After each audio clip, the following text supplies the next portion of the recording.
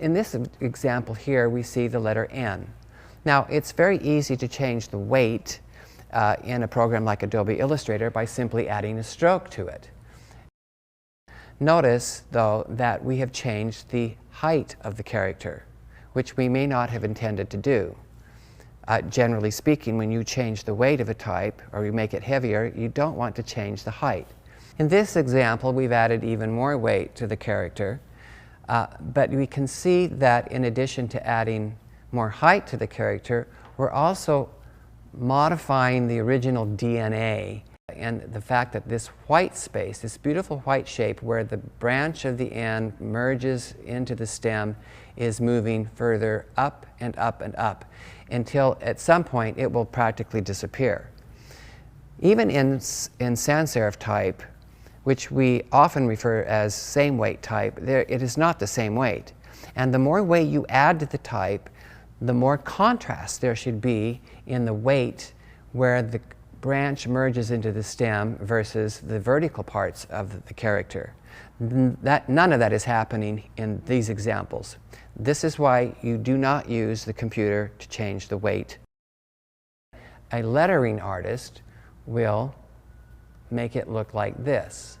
Here we see the same amount of weight added to the character, but the height has not changed, and the contrast in the area where the stem merges with the branch is getting thinner and thinner proportionately the more weight you add to the type. And just as importantly, the point where the branch merges to the stem is not elevating or getting lower, it stays in the very same location.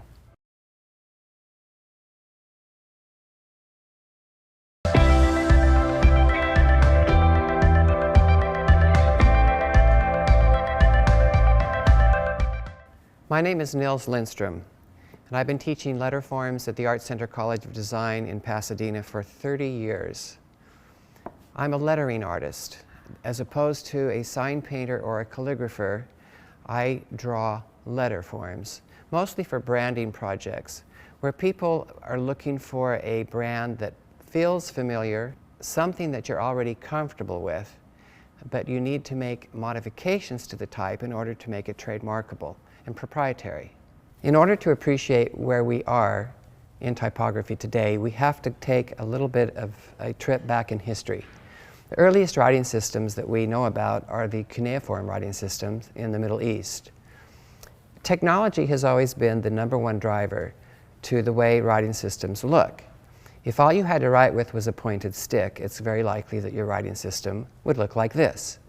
The cuneiform, the word cuneiform actually means wedge or wedge-like, because that's what they used in soft clay. They would press it in the clay and it would create these little wedge symbols and wedge figures. At the peak of the cuneiform writing system, they had 5,000 glyphs. Each one represented an idea or an action or an object. They've eventually winnowed that down to about 2,000 glyphs. And in order to work with the glyphs or be a writer, you had to devote your entire lifetime to it. It wasn't really until a very brilliant group of traders in the Middle East called the Phoenicians decided that it would be much more easy to communicate with other civilizations while they were trading with a writing system that reflected sounds or spoken sounds instead of objects and ideas. They developed the Phoenician alphabet, which was about 22 characters that represented the consonant sounds. And so in one new writing system, they took what was about 2,000 or 3,000 glyphs down to 22. And they could communicate in any language because these glyphs represented sounds. Well, once that idea caught on, everybody in the region took it and used it themselves. It was kind of like a brush fire that took place in the Middle East. The next group to really catch on to a phonetic writing system were the Greeks.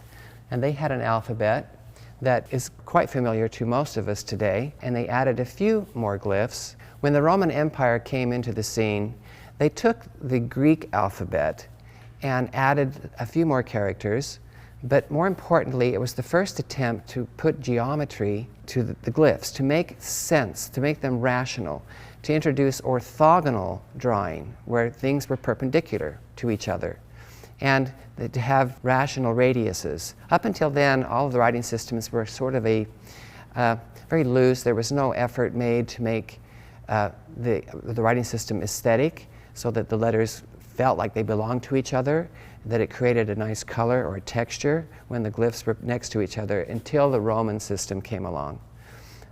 They tried to force every character into a perfect square. It didn't quite work out that way. There are many characters like the I and the J and the L that don't want to be in a perfect square, so they cut the square in half and made the glyphs about half the width as the other glyphs. Needless to say, this is the alphabet. This Latin alphabet is the grandfather to all our alphabets today in the Western world. It's very aesthetic, it's beautiful, it's well proportioned, and we owe a lot to the Romans.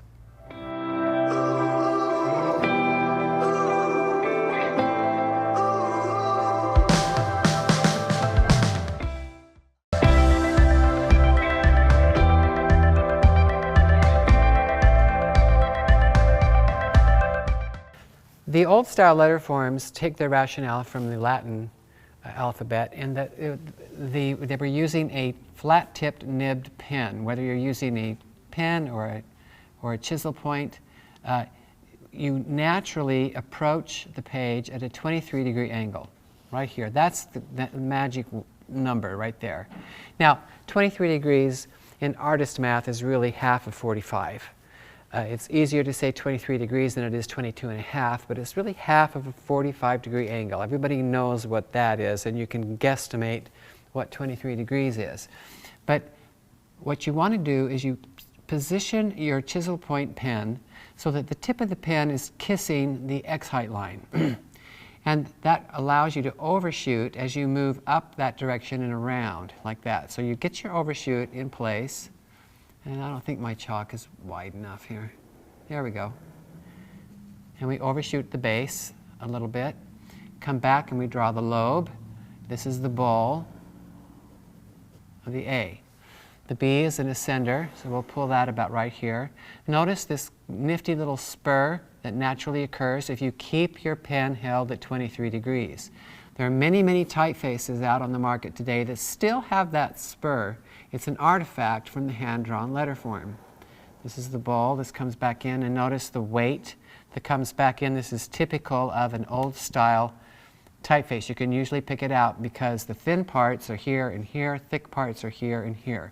There's this slant, there's this offset. It almost matches the tilt of the earth. Let's try the C. We start by kissing the X height line. We come around, overshoot the baseline, come up. And here's the terminal on the C. The D, we do just the opposite, come around. And I'd like to come back, and here's the stem. We have a little flag there, and we've got a flag there. These flags are just really at 23 degrees up, 23 degrees down, so you have a 45-degree angle. The E, pretty much the same kind of shape. Come around. Then we have your crossbar. You hold the pen strictly at 23 degrees. You get this funky little bevel at the end of the E. If you look at a lot of typefaces that are old style today, they still have that in one way or another. The F comes down. This is the first character in the alphabet that has a serif that is tangent to the baseline. Everything else has been overshooting the baseline slightly. Here's the terminal of the F, and here's the crossbar. The G is the one character that you can have a little fling with. You don't have to be so rigid about holding the pen at 23 degrees. Right here in the link, you're going to swivel to about a 70-degree angle, and you're going to straddle the baseline and then come down back to 23 degrees, and there's your loop at the bottom. This is your ear. H. Pretty straightforward. There's your serif, there's your flag. Generally, you want your serifs to be the same width as your stroke on both sides of the serif, on both sides of the stem, I mean. So you want your serif to be 3 times the width of your stroke. Not every typeface does that, of course, but generally they do. H, I, there's your flag, there's your jot, J, you have your terminal at the bottom, there's your jot, and the K. That's all we have room for on that line. And if you hold the pen at 23 degrees, all these other strokes just make themselves automatically. This technique can be used with an ink pen. It can be used with a number 2 pencil or a chisel point pencil, a carpenter pencil. It can be scaled up, it can be scaled down, but it's a real quick way of indicating type. And it's a great way to understand the rationale behind old-style type. I can't think of a better way than to draw it with a chisel point. Okay, so here's the L. We have our serif, we have our flag, the M. Here's the branch. Now the branches on the M are a little bit closer to each other than they are on the N. When I draw the N will be a little bit more open than the M. Not a lot, but it's more of a square character overall. And I'm running out of chalk. Here's the O. Overshoot the baseline, overshoot the X height line. There's the P. You have your serif here. There's the flag. There's your bowl with the counter in it. And the Q, just the opposite. I like to draw my P and Q so close together they almost touch. Okay, so here's the R. Serif, flag, terminal. Now the S is another one of those exception characters where you can and you need to swivel the pen from 23 degrees to 70, right through the spine of the S, and the back to 23 degrees. Then you put the top and the bottom. This is a vertical serif. And because of the nature of the chalk or the instrument that we're using, that will do. The T is what I call a pseudo-ascender. It does go over the X height line, but not as high as your regular ascenders do. And the U is kind of an odd character because it has serifs that extend out only on the left side. Here's the flag, and there's the serif. The V. Now the V, you have to cheat this diagonal a little bit or it's too thick. You have to make that about a 45-degree angle. As with all the diagonal characters, you hold the pen at 23 degrees, then go back to 45 on the thin stroke, 23, 45, then we can put the serifs in at 23 degrees. It's important that you hold it at 23 and not any more than that, or you'll get a serif that's too fat. And these might be a little too heavy, I think. So you don't want your letters to look like they're wearing army boots. WX. Now the X, here's why we call this the X height, is because the X is the only character in the alphabet that has serifs at the base line and at the X height line that clearly define that height. None of the other characters do that. And the Y, 45 degrees, there's your terminal or your tail, and there's your serif. Now the Z is an oddball because if I hold the pen at 23 degrees, I get this very anemic, thin character. That's because the Z was never originally part of the Roman alphabet. It was borrowed from the Greek alphabet to fill in some sounds of words that were being borrowed from the Greek language. So what they did to compensate for the lack of weight in the Z was to put a horizontal stroke through the center. And that is called a continental Z. In Europe, they use that all the time.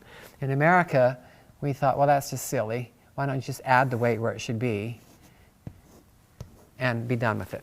So you have your choice. In this example here, I'm just eyeballing the ascender height. I'm also eyeballing the descender height or the descender line. Don't make assumptions about what the ascender height would be or the descender line would be based on the X height. Every typeface is different. Every type designer has a different aspect ratio. If you take a typeface like Futura, for example, the ascender height is the X height doubled. It's very, very tall, and some of those letter forms look like giraffes. And if you take a typeface like Helvetica, has very, very short ascenders, and in fact they're probably half the X height. So, and every typeface is different, every type designer has their preferences, so just pay attention and see how they do it.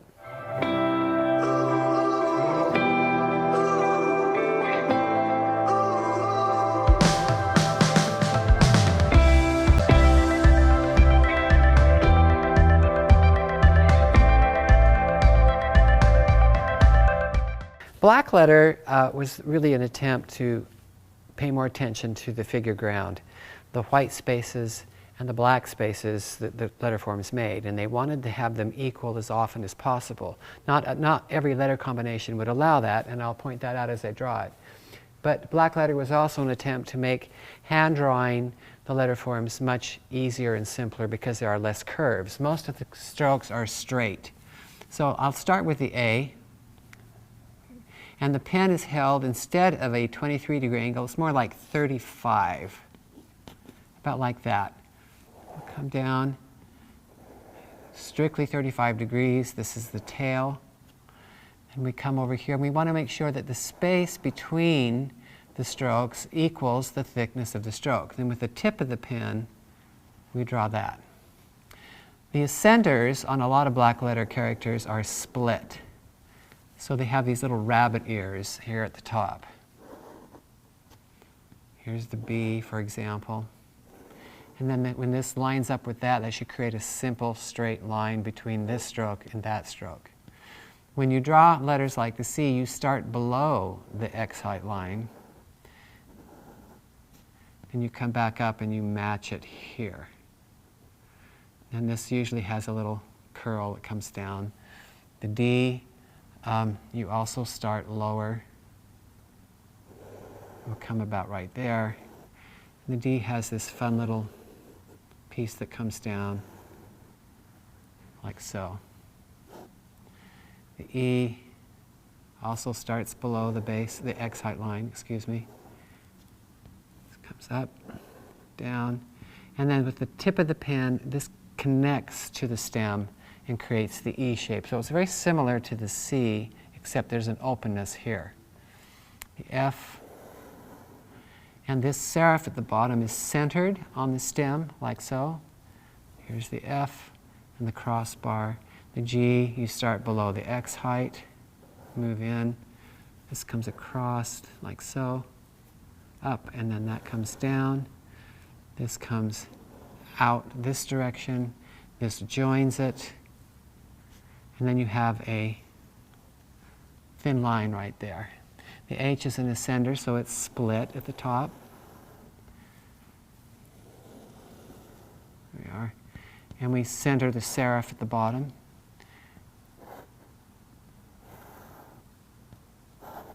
Here's the I, very, very rational. We center the serif at the bottom of both the top and the bottom of the I. And the jots are just a simple little stroke like that. Here's the J. And notice how close the points get on these serifs to each other. They almost touch. They can't completely touch, because if they did, it would be very hard to read the letters. Here's the K. Split ascender again. And this comes up, down, and straight out, down, and out. All right, JKL. Split ascender. Oh, I brought my chalk.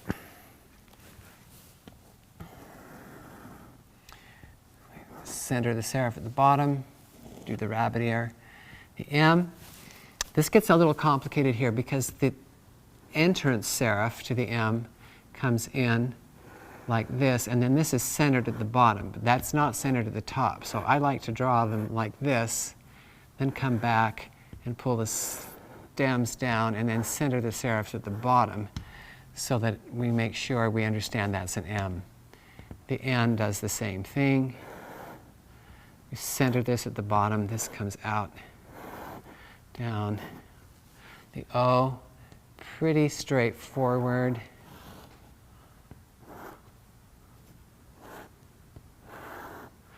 I like drawing the P's because the P's have what I call a three-corner turn here on the descender. It's kind of a 1, 2, 3, like that. It's got a little curve there at the bottom of it.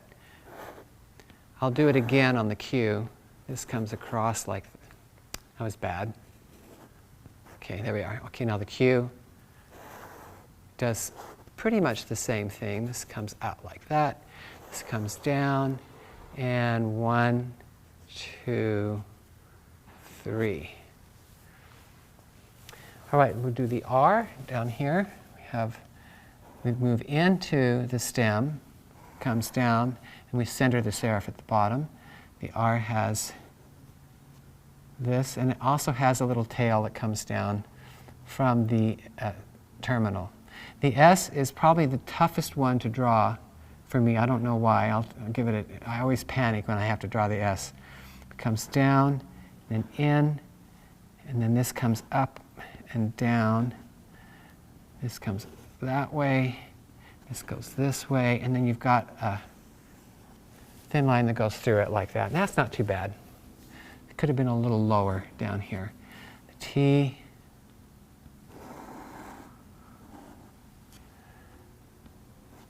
This comes across to U. Center this on the top.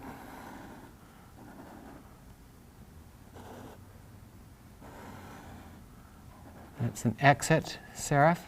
The only difference between the V and the U is this exit serif. The V has no exit serif. At the bottom, it just meets like that. W is a kind of an upside down M. I like to draw those first. Center the stems on the serifs. And then these meet, and that meets here. And the X is the strangest character. I don't know where this came from. I wish I knew the history of it. But you center the serif at the bottom. It's really an R with a line through it like so. And actually this comes down like that. It goes below the baseline. And the Y is pretty rational. It's just like the G, only it does the opposite.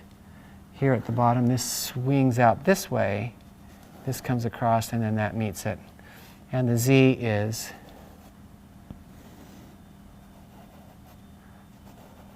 like so.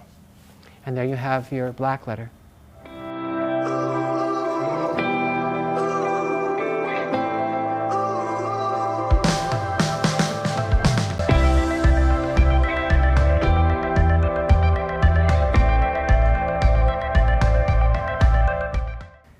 It's important to notice that the original Roman alphabet were all capitals. There were no smaller letters.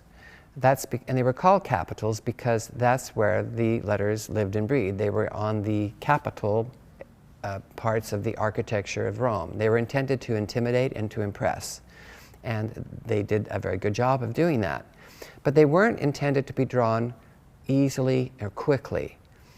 After the fall of Rome, and when the barbarians took over the Roman Empire, it was the great monasteries of Europe that kept the writing system alive. And the reason the barbarians left the monasteries alone is because there was nothing there of value. They lived a life of poverty, and just pretty much all the monasteries did was copy letter forms on parchment. And they would painstakingly make copies of the Bible. And over time, the letter forms began to evolve into a more easy, writing-friendly system. The curves evolved into straight strokes, and the serifs evolved into more of a square. The tilt of the pen changed from 23 degrees to about 35, and this was much more efficient. For example, if you're drawing the letter E in the old Roman form, it took 7 separate strokes. In the unctual styles that were developed by the monasteries in Europe, that was reduced to about 2 strokes. All right, I'm going to demonstrate the chisel point technique on a tracing paper with the board. Because I'm left-handed, I have to tip the board at about a 90-degree almost a 90-degree angle, so that my approach to the paper is correct to get that 23-degree slant. A right-hander would be able to put the board parallel to his person, and he would naturally approach the page with the 23-degree slant already there. But the left-hander would be negative 23 degrees, so that would never work. What I want to demonstrate here is the evolution from the way the Romans drew letter forms into the uncial styles, which were developed as kind of a shorthand or a quicker way to draw the same letter forms. For example, the Romans would take this letter E, for example, and it would take 1, 2, 3, 4, 5, 6, 7 strokes to draw a capital E. The uncial styles simplified that by making it a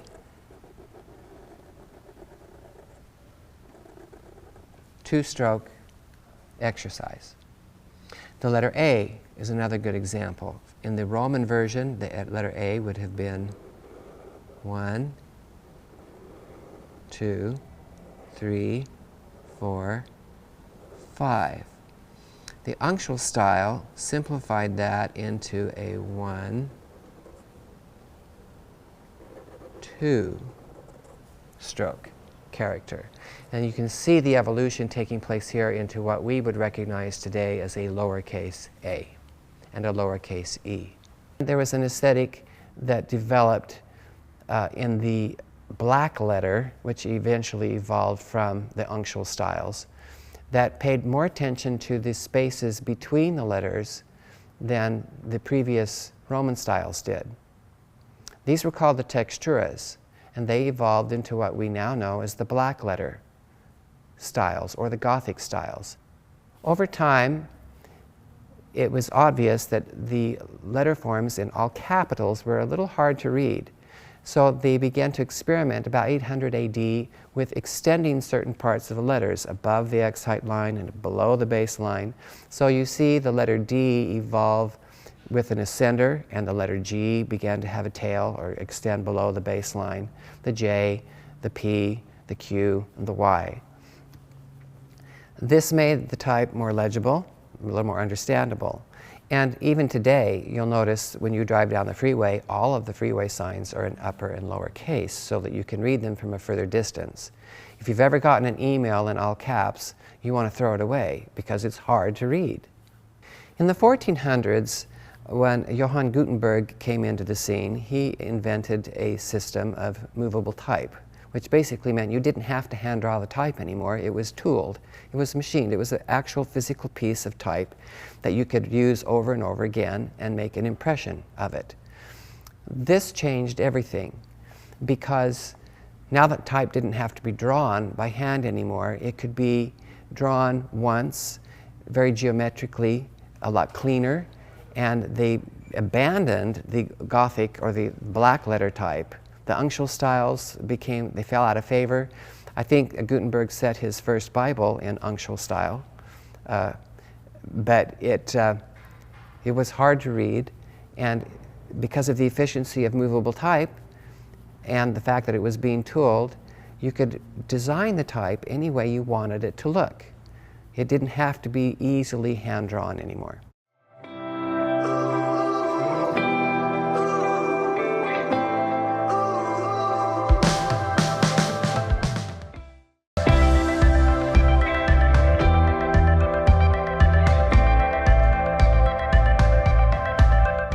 Typography is very political. That is to say that it's not about math.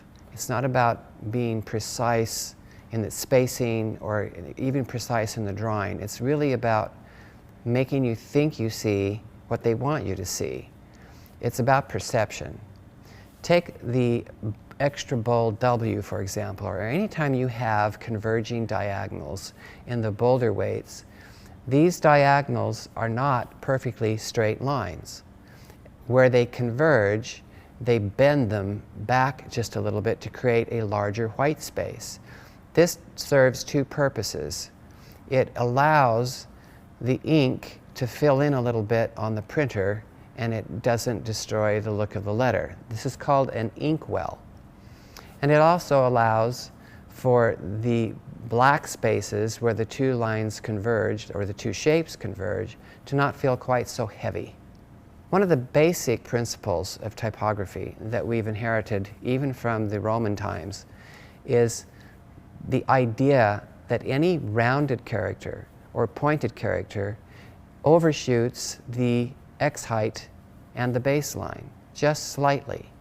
If you don't do this, your letter is going to feel like it's levitating, or it would feel too short if it's not overshooting at the X height.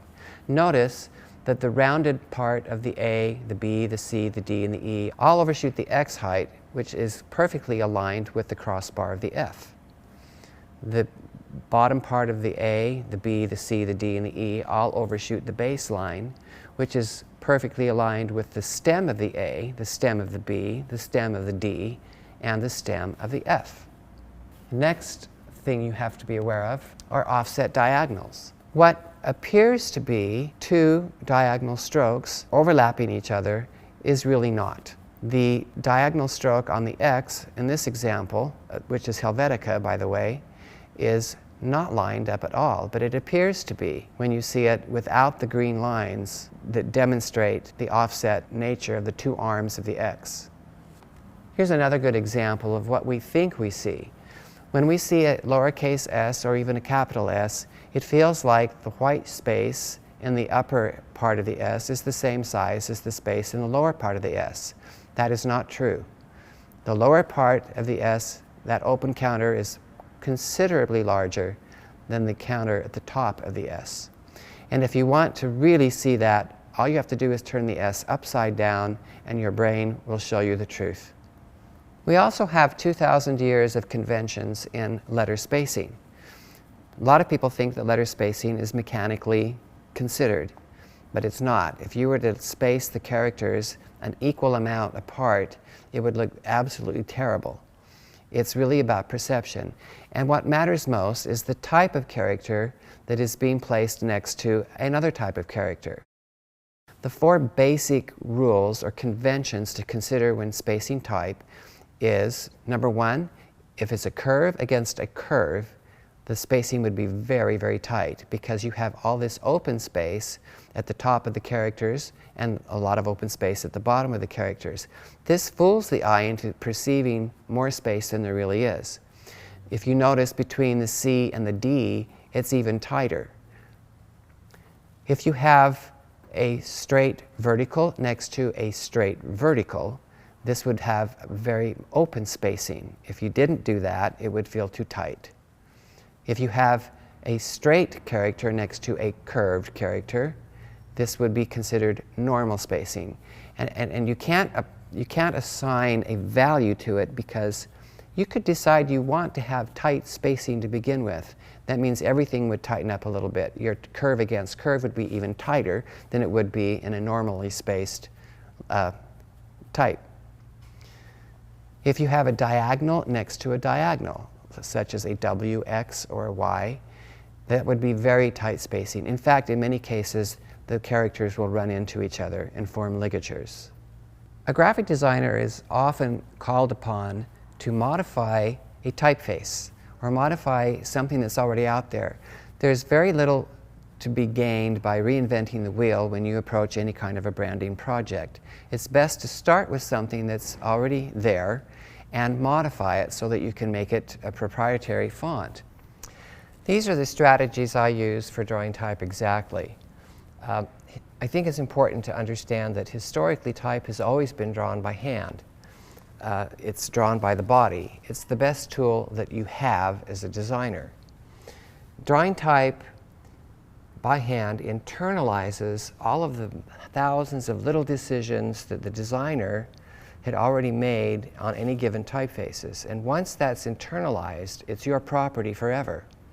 And you can pull from that as you're experimenting and pulling and pushing and trying to work with a brand or a design because it's all there in your head, and you can pull from different styles, from different designers' techniques, and it allows you a lot more flexibility and freedom than the computer ever will. The computer obviously can't draw, and it ends up bossing you around and you don't even know it. These are the 4 basic tools that I was trained to use, and I haven't found anything that's any better in the last 40 years. I like to use a lead holder that uses it's a thick lead, because you'll be laying down a lot of graphite. And I like to use this pencil pointer right here. It's a very useful tool. It puts a sharper point on this lead than you could get with a .05 mechanical pencil. And having a sharp point on your graphite is critical. You really need to know where the tip of your pencil is in order to draw exactly. I like to use a kneaded rubber eraser because it doesn't leave shavings on my work. And this is an eraser shield that allows me to erase into very tight spots and to clean up edges and my curves. Okay, once you've made best friends with these 4 tools, let me talk just for a minute about how I set up my board. I like to use a drafting board, preferably with a metal edge, because it makes the T-square run up and down a little smoother, but that's not necessary. I like to put a piece of thick drawing paper on the board and cut it back a ½ inch on all 4 sides, so that the tape that I tape it down to is entirely on the top surface of the board and doesn't slip over the edge and interfere with the T-square. Then I put a piece of graph paper, 1/8 inch graph paper, over the top of it, square it up with a T-square, and tape it around the perimeter. Once I've done that, I can put a piece of tracing paper over the top of the graph paper, and I'm ready to go. As you're approaching drawing type, it's a good idea to take your sample of type, if you have it. I like to photocopy it or print it out this way so that it's easy to move around on my board, and draw a box around it very lightly so that you can see what the aspect ratios are. What is the width versus the height ratio? I do it on the X height. I also do it on the ascender, since we're dealing with an F that has an ascender at the top. And then it makes it easier for you to match that here on your paper. So I'm going to go ahead and just draw a very light line here and try to match that box. I think that's about where it should be. Your graph paper is really there as a helper. It's not there to boss you around or tell you what to do. It just tells you what's straight up and down, what's square, and what's maybe a little rectangular. It looks like that F would really be out a little bit further. Now I'm going to go ahead and draw one more guideline here on where the serifs end, and that is probably about right here. So that I think is a pretty good match for what you're doing, what we're trying to do. We're trying to enlarge this F in a larger space. This is really an exercise. It's not the way you would, approach every project, but it's an exercise in learning how to see. It's becoming what I call a visual athlete, where you see a shape and you match it. An athlete on the baseball field, hears the ball get hit and he matches where the ball is. It's the same thing. You just have to be at the same place at the right time, and you have to draw this shape at the right width, at the right height, so that it matches your sample. So I'm more concerned about the inside of the shape and less concerned about the edge. Now, most of my students obsess about the edge, and you will too. You think, well, if I could just draw a nice clean edge line around that shape, and then I could spend the next 15 minutes therapeutically filling it in. It's a very inefficient way of drawing type, because you don't really know what the shape is until after you've filled it in. And it could take you a very long time to draw that clean outline around the shade, and only to find out that it's the wrong shape after you've filled it in. So I like to focus mostly on the mass of the character and find the edge. You just kind of tease the edge out. And once you're fairly confident you've got the weight right and you've got the position right, then you can clean that edge up. But I never draw the edge bolder than the actual inside of the letter.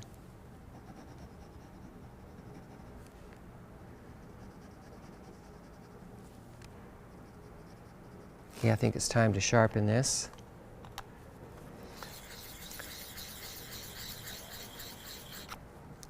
There's a little piece of cotton that they put right here, so it allows you to clean the crumbs off of your lead. And at this point, I'm going to pay more attention to the white shape that I'm drawing than I am going to pay to the black shape that I'm drawing, because there's this nice little hook that is formed by the terminal of the F and the crossbar of the F. And in order to draw that correctly, I need to draw the white shape.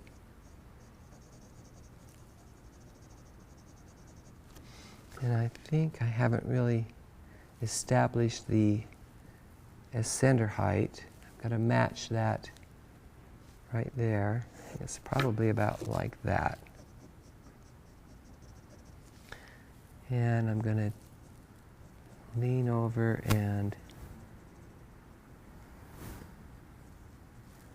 so we know that ball is going to kiss the edge of this guideline that I drew here.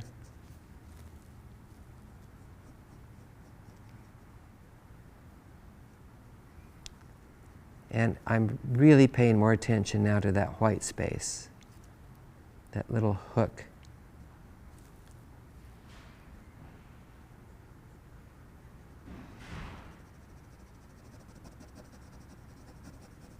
And again, I bring the mass along with me so that the edge doesn't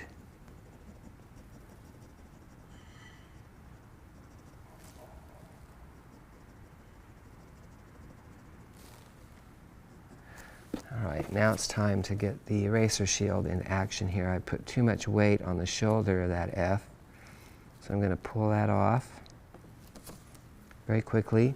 Don't be tempted to try to use these curved strokes inside of the eraser shield to draw the curved strokes that you have in your type. They won't match.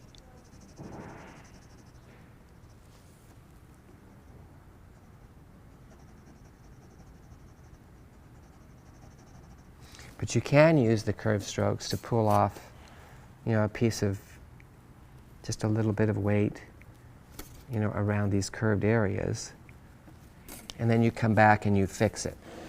I like to be able to rotate my artwork so that you can approach these curves from more convenient approaches.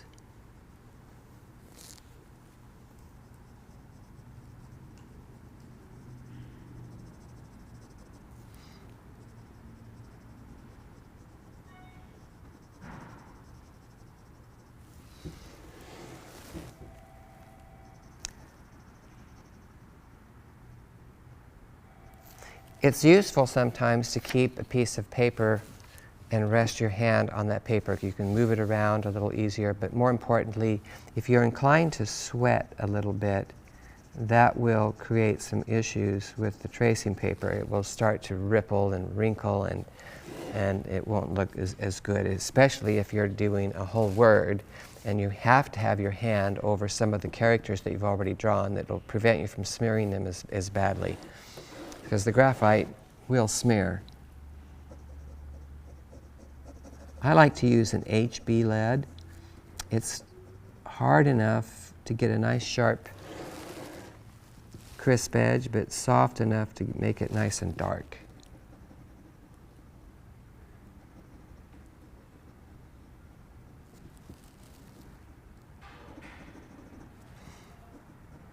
This takes a lot of patience, but it's important that you draw your characters precisely.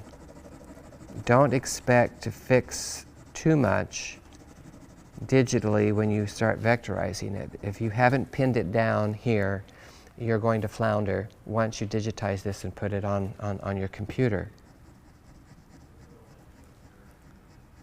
So I really like to pin things down before I do that, because it's kind of a no-brainer once you get it in the computer. Okay, I've got this a little too heavy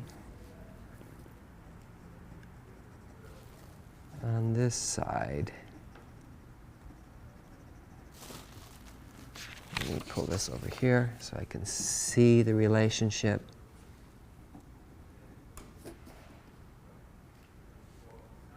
At this point, I'm confident, I know where the edge is, especially here at the X height, so I can start using my eraser shield as a guide, as a tool to clean that edge up.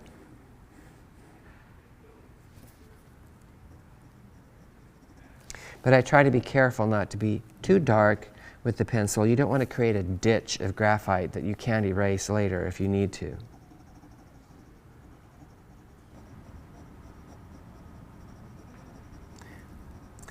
One of the characteristics I like about Clarendon, which is the typeface we're drawing right now, is that it's big and bold and it shows well, but it has a lot of bracketing. Now, bracketing is this little chunk of mass that is created by the transition of the vertical stroke into the horizontal serif.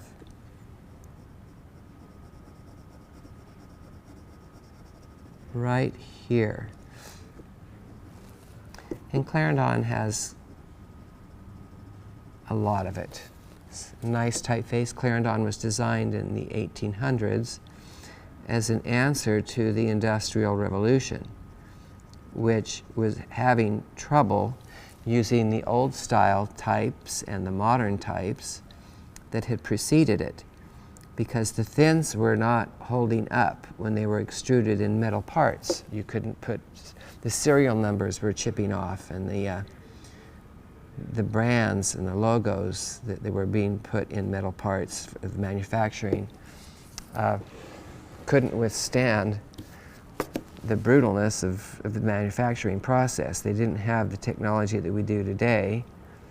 So typographers began to weight up the serifs and create what we call a lower contrast font.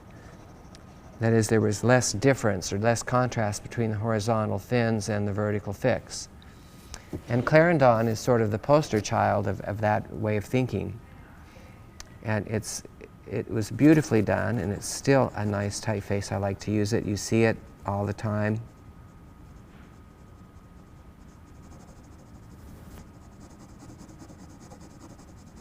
Okay, now I'm going to get a little darker, and I'm going to use the edge of my eraser shield to clean this up.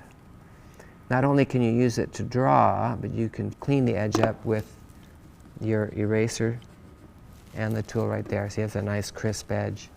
And you come back and fix anything that you inadvertently erased.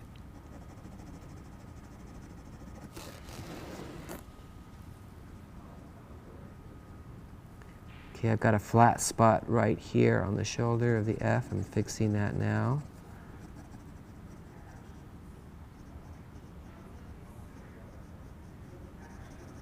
Again, I can't stress how important it is to know where the tip of your pencil is.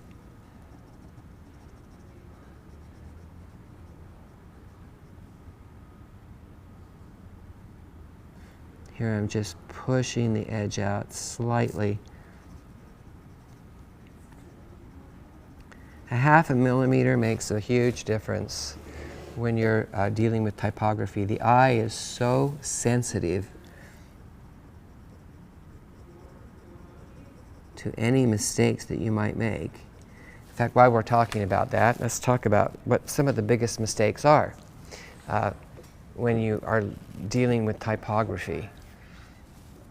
I think the biggest mistake that I see is an inconsistency in the weights. All the vertical weights should be the same weight. All the horizontal weights should be the same weight. And the horizontal weights should always, not always, but most of the time, they should be thinner than the verticals. The only exception to that would be in a kind of a funky display face, or if you're drawing an Old West typeface, which has what we call reverse contrast.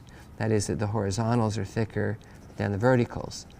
And that was a style that was very popular. It was a trend that worked its way through the United States back in the 1800s.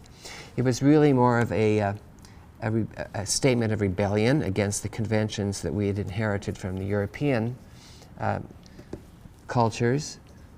And it was very ugly, and we have since come to our senses and re-embraced the timeless conventions that we inherited from the Roman days. But it was also at the same time that circuses became very popular, and so that kind of typeface, that whole way of thinking, is still associated culturally with circuses.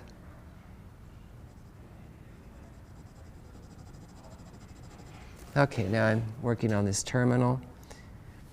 It's almost a perfect ball. It's a little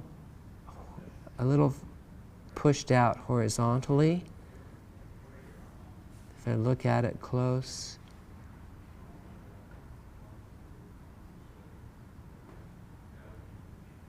okay, just tease that curve out, paying attention to how it plays, how it communicates to the other side of the curve. All the parts of the letters talk to each other. They have this conversation. And you can always tell when something's wrong when the curves don't marry themselves well. They look like they need to go to marriage counseling or something. There's a harmony that's missing.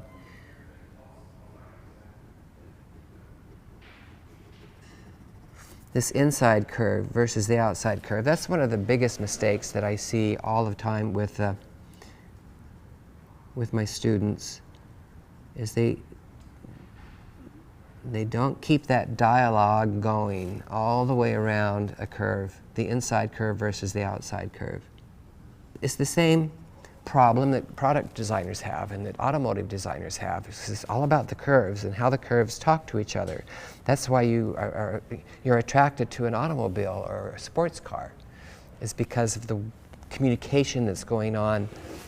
And it's very subtle. You're being manipulated every time you look at a product or an automobile because of the way the curves communicate.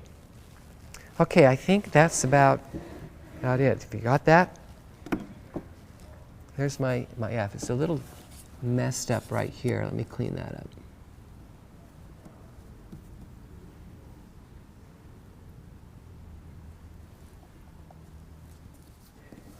And you can really make your corners crisp with this eraser shield. Just go both directions with it.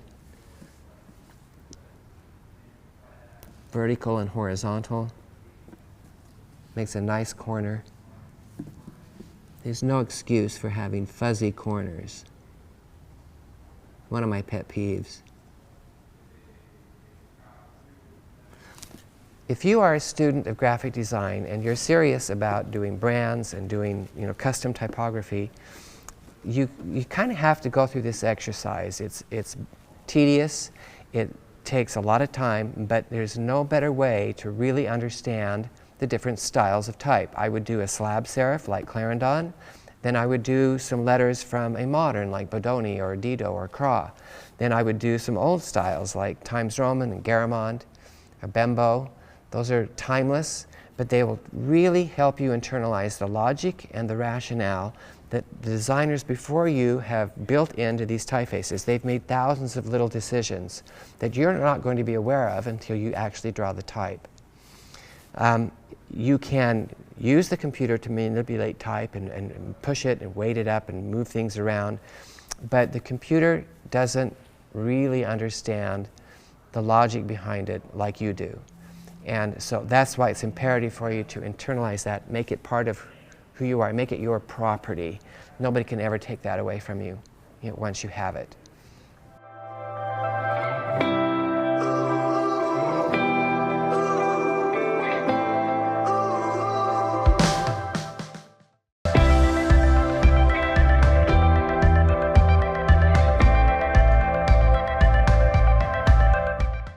When graphic designers are faced with a branding problem, generally what they do is they start with an existing typeface and they modify it.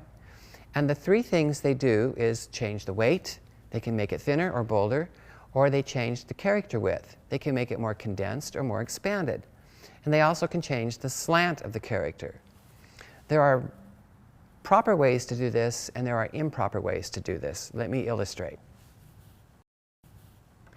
When we consider changing the character width, if you use the computer to do this, which is very easy to do, and by the way, very tempting, this is a good example of what happens when the computer condenses the type. If you look at the red character, the horizontal weight does not change, but the vertical weight has changed. It has been condensed. So the relationship between horizontal weight and vertical weight has been Frankensteined. We have had 2,000 years of conventions telling us that horizontal weights should always be slightly thinner than vertical weights. When you expand the type with the computer, the opposite happens. The vertical weight becomes much larger than the horizontal weight. When we properly condense type and properly expand it, we do not change the weight. Each branch of the H has a convergence point where the curve ceases to exist and goes straight down to the baseline. The more you condense the type, the higher that convergence point moves. The more you expand the type, the lower that convergence point moves. This maintains the same white shape inside of the character so that it doesn't change its aspect ratio. It simply feels like it's been scaled up or scaled down. If you don't do this, your condensed letters will start to feel very cathedral-like, with that white shape looking like a cathedral window. And your expanded characters will start to feel very square. Another pitfall that the lettering artist has to watch out for is when they're slanting the type. If you are browsing through your font list and you see the word oblique after the font name, that's telling you that the computer has done the work. It's not a true italic, that the computer has mathematically slanted or sheared the type so that it appears to be italic. When you are slanting a character mathematically, it gets narrower and narrower. The weights also change. So the lettering artist will anticipate that phenomena and push the letter open a little bit the more he slants it. A properly drawn italic type will shift the weight of the character clockwise in the case of an E or a C or a B. In this example here, we see the letter N. Now, it's very easy to change the weight in a program like Adobe Illustrator by simply adding a stroke to it. Notice, though, that we have changed the height of the character, which we may not have intended to do. Generally speaking, when you change the weight of a type or you make it heavier, you don't want to change the height. In this example, we've added even more weight to the character, but we can see that in addition to adding more height to the character, we're also modifying the original DNA, and the fact that this white space, this beautiful white shape where the branch of the N merges into the stem, is moving further up and up and up until at some point it will practically disappear. Even in sans serif type, which we often refer as same weight type, it is not the same weight. And the more weight you add to the type, the more contrast there should be in the weight where the branch merges into the stem versus the vertical parts of the character. None of that is happening in these examples. This is why you do not use the computer to change the weight. A lettering artist will make it look like this. Here we see the same amount of weight added to the character, but the height has not changed, and the contrast in the area where the stem merges with the branch is getting thinner and thinner proportionately the more weight you add to the type. And just as importantly, the point where the branch merges to the stem is not elevating or getting lower. It stays in the very same location.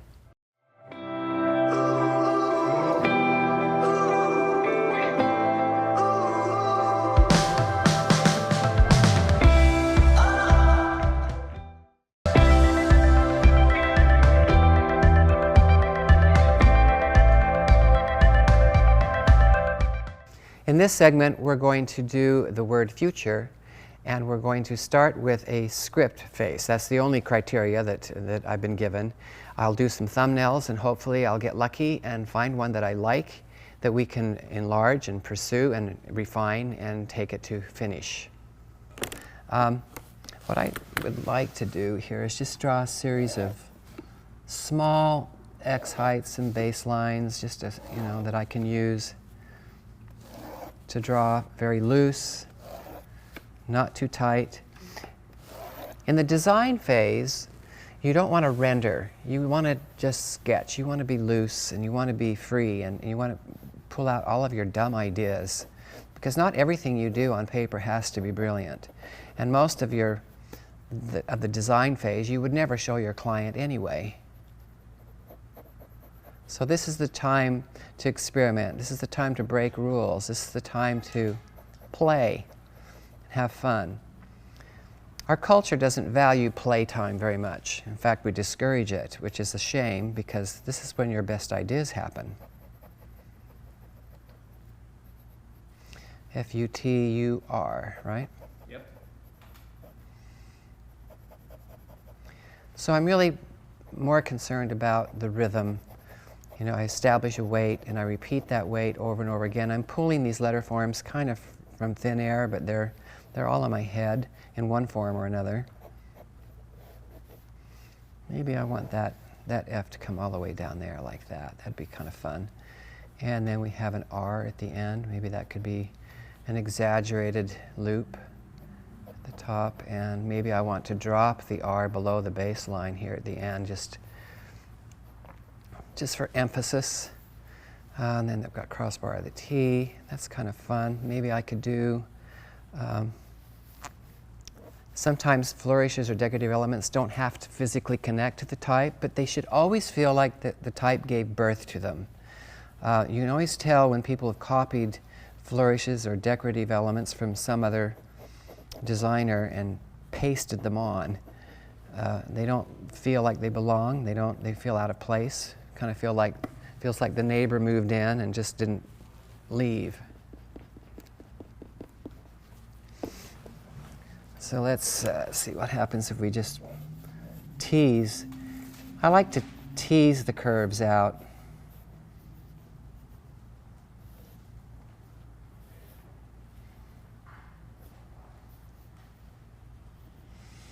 I don't want to be too formal about this. I think there needs to be kind of an edginess in this.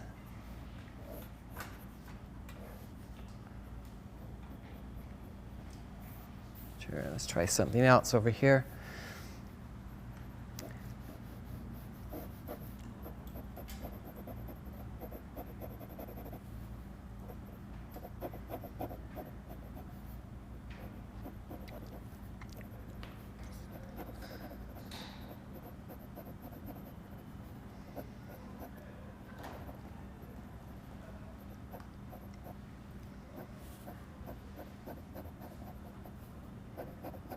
Maybe a little bolder.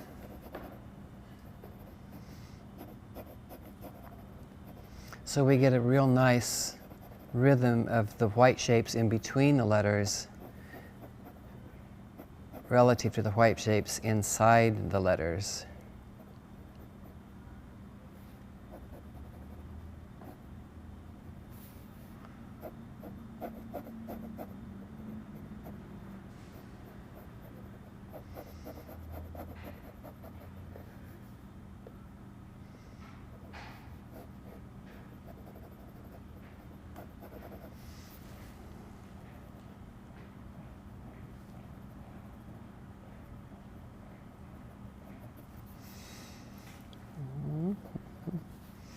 And let's see what we could do to dress this up a little bit, make it just a little bit more sexy. Can I say that word?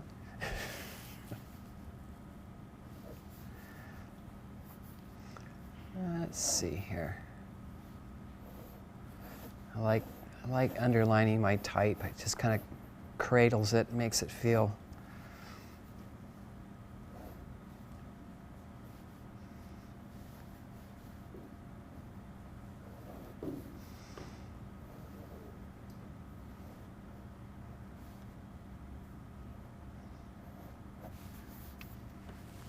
Yeah, I think I like that. Nice thing about drawing lightly is it's easy to erase and change things. I'd like to do something with the crossbar of that T. I just don't know where to go with it at this point. It wants to go back. So I'll let it go back. I'll go all the way back, maybe like that. There we go.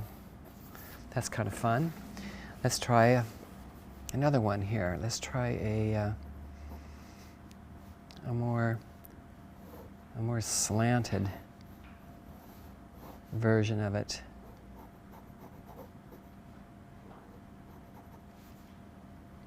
Maybe create a ligature between the U and the F so that that becomes the crossbar of the F.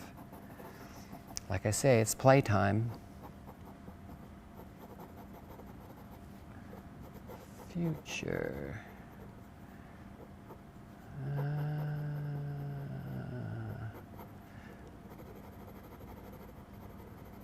This is a very open style script. The letters are wider, the white spaces are bigger. So even though I'm breaking some of the rules here in terms of, it's not really a formal script, I'm still observing conventions. You know, once I establish a weight, I make sure all the characters have the same weight. Once I establish a spacing, I make sure they all have the same spacing.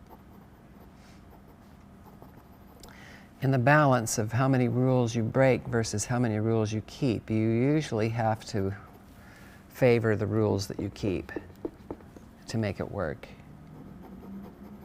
But whenever possible, break the rules.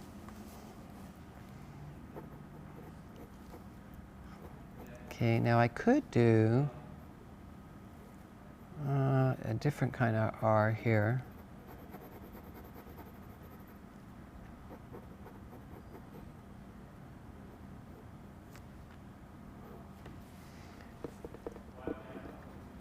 This R is a little trickier, but it might be fun to do.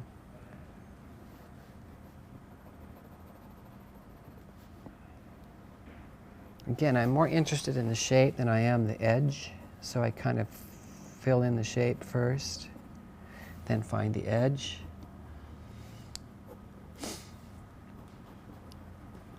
But I sort of force myself to do, 60-second, 2-minute at the most sketches, because anything beyond that means I'm rendering, and if you start rendering too soon, you're wasting a lot of time. You need to, spit out your ideas as quickly as you possibly can. Okay, let's see here. Let's do one more. That's kind of fun. I haven't done anything decorative with this, but oh,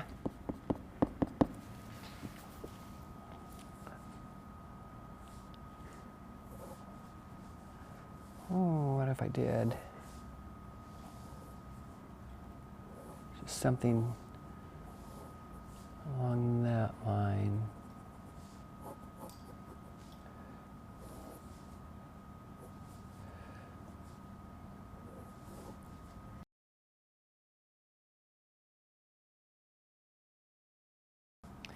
What am I looking for? I look for something that's delightful to look at, something that's pretty. It's very easy to do ugly stuff. It takes no talent at all. I just like to delight the eye, to make people feel like they spent it was worth it looking at the design. There was something worth it in discovering its secrets. It's what makes it beautiful. It's like looking at a beautiful face or a beautiful person.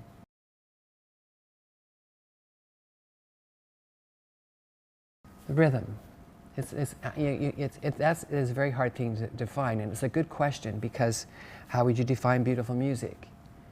You know, well, it hooks you. You want to look at it, you want to listen to it again and again, and it's memorable. You know, some music is timeless for that very reason. Some music is absolutely forgettable. You know, like techno music.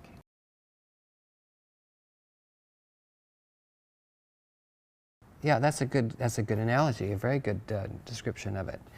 They have to have a conversation with each other. That's what makes it musical, because they all acknowledge each other's characteristics that they have in common, and yet they change it up. Every character is slightly different. It doesn't lose its identity, but it still fits into the family. They all have the same DNA, and they all share the same genetic material. And if you ignore that, it becomes awkward and clunky and just not a pleasant thing to look at, and ultimately forgettable. This is kind of fun. Time to sharpen the pencil. I really emphasize to my students that it's important to keep their pencil sharp, even when you're doing sketches and thumbnails. You have to know where the tip of your pencil is. You can't be accurate if it's not clear. And I always blow the crumbs off of it. See, it's just kind of, this is a fun little doodad. I don't do that very often.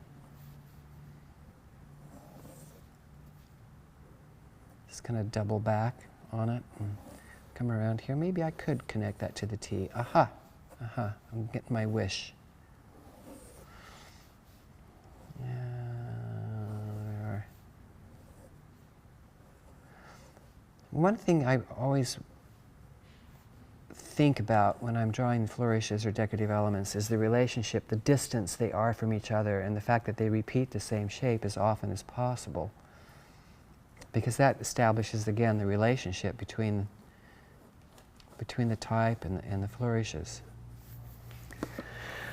All right, let's do one more.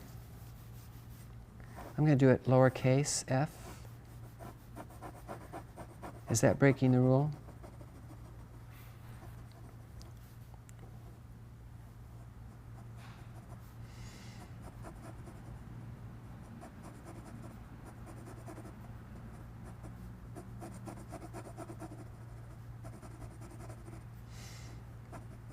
Again, I'm most interested in establishing a rhythm of the weights here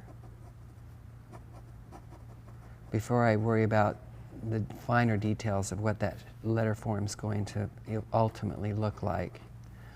As long as I get the slant right. Okay, I'm going to try this kind of R again.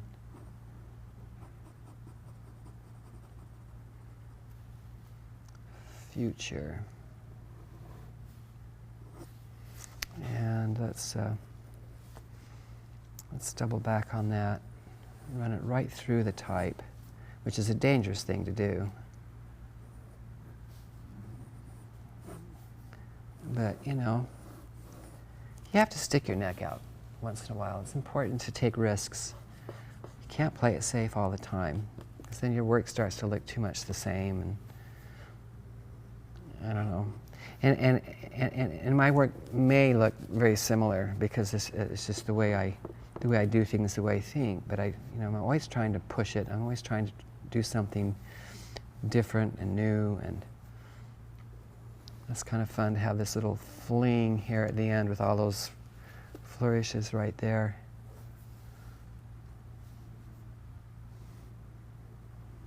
Kind of in a billowing.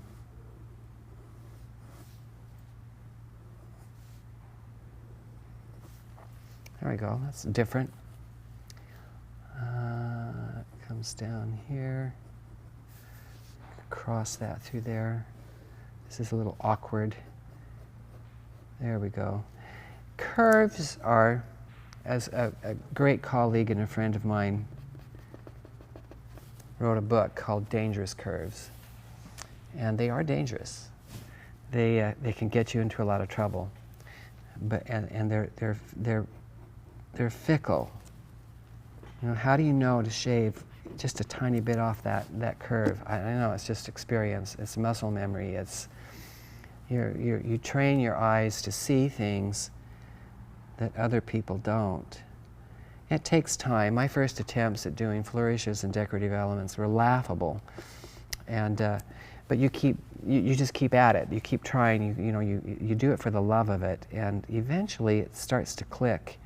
And it's like practicing the piano or anything else. The more you do it, the better you get, and it actually becomes enjoyable instead of an exercise in pain and frustration. I think this is the one I'd like to pursue. Not just because there's more flourishes, but because it seems to be more contained. The overall shape is simple. It caresses and cradles the type. The type is still the main event, and the flourishes are clearly just supporting cast. But there's a lot of them, and there's a lot to keep the eye entertained. The scarcest commodity out there in the commercial world, especially in art and design, isn't money. It's attention span. It's getting a pair of eyes to stay there for long enough that they will remember you. The next step is really paying attention and reverencing your original sketch. You may like what you see here and you may think, great, I've got it. You scan that and you put that in the computer and it will wilt and die right before your eyes because it's not pinned down. It's not really refined. It's a lot of fuzziness. And there's also a tendency to go, well, I've got it. I'll just draw it larger, and it will also wilt and die, and the same horrible death that it would have if you'd got impatient and gone to the computer too soon. So what I like to do is put this on a photocopier and blow it up 200%, trace it, redraw it, and refine it one more time before I scan it to draw on the computer. So I've taken the 200% enlargement of the thumbnail that I drew, taped it down to my drafting board, and I've squared it up with my T-square and made sure that it's nice and flat. Then I've taped a piece of tracing paper over the top of that. And I prefer to only tape the top parts of it because it allows me to lift it up from time to time and see just the drawing, not the sketch behind it. And it also allows me to slip a piece of white paper between the tracing paper and the enlargement so I can see only the drawing, because at some point as I'm refining this, the sketch that we have underneath just becomes a bad influence, kind of like a bad friend, and you need to remove yourself from that. So in the meantime, I'm going to take an adjustable triangle, which is a very useful tool, especially when you're drawing italic letter forms, as we are here with this script.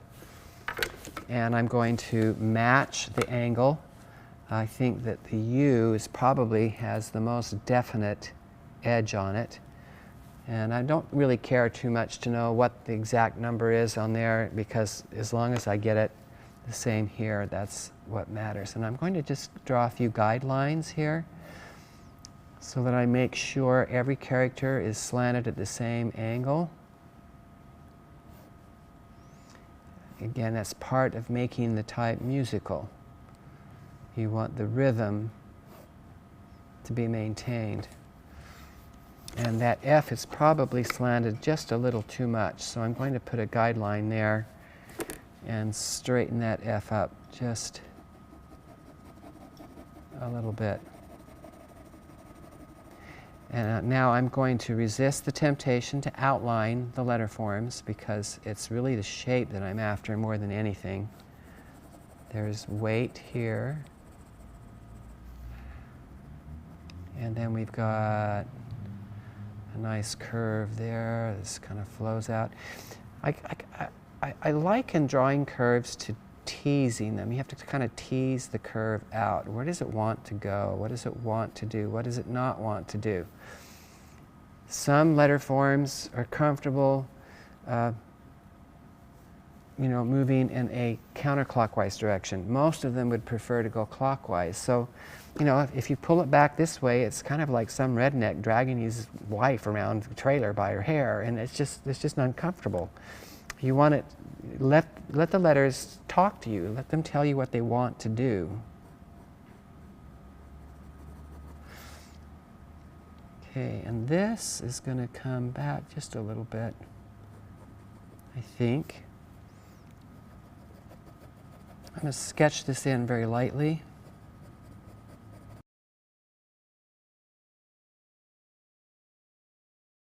Well, you can't really see the shape with just an outline.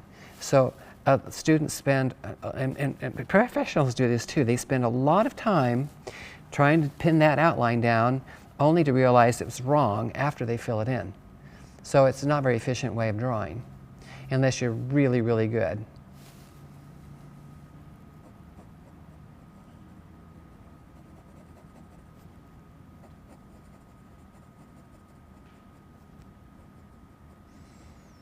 Let's just sketch this. This is a nice curve. I'll worry about adding weight to it a little later. Pull this down around here. Okay, I think I probably ought to clear my desk.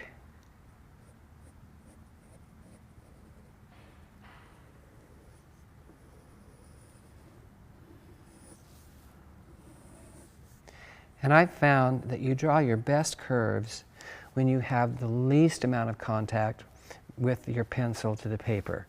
Your arm and your fingers and your hands are the best tool for drawing very beautiful curves. And if you try to, if you press down too hard, you don't let them do their job. But if you just barely touch the paper, you can get the nicest, most natural curves out of them. You don't want to draw too fast, you don't want to be too slow.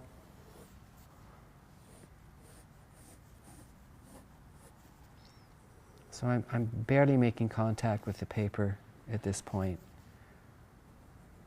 I think I've already drawn that. Here's how you can tell. You just raise this up and you can see just the pencil drawing. And I haven't done this part right there. This part of the T. I'm watching now the proximities between this curve and this curve because they're having a love affair right through here. And you don't want to upset that.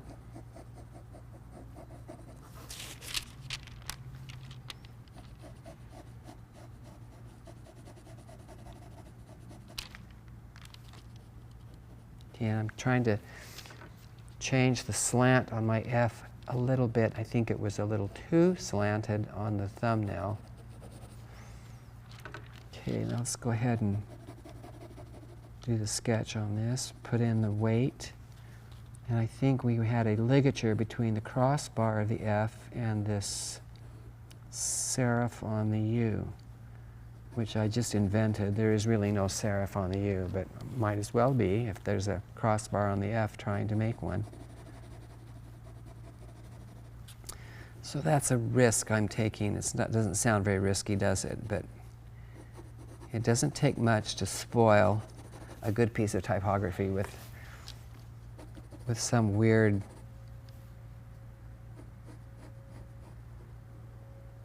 shape that doesn't belong. Okay, I think the distance is too far away from that U. I've got to move it over. So it matches the distance between the T and this U. I want that rhythm maintained. So that's a change I have to make. Easy enough to do because I haven't drawn anything dark. But it's a little hard to see what's happening with the photocopy showing up underneath it so boldly. In a minute I'll put that piece of paper between that and this and we'll be able to pin that down a little bit more precisely. Okay. Let's see what we got. Okay, it's very light. Now, first thing I need to do is draw my baseline. And everything's pretty much overshooting because it's all curved at the bottom. But at the top, I've got some letter forms that are flat and some that are pointed or curved. So they're going to overshoot that X height line just a little bit. Is that right? Yeah, I did that wrong. You have to watch your paper that it doesn't move up on you. Especially when you haven't got it taped at the bottom. Sometimes it will tend to do this. It'll shift a little bit. So those are things you have to look out for. All right, so let's put this under here. And I'm going to clear this desk off. So now it's time to get a little bit more refined. I think we've captured the essence of the original thumbnail. We've paid respect to it. And because I'm a lefty, I prefer to start on the right side of my work and work this way.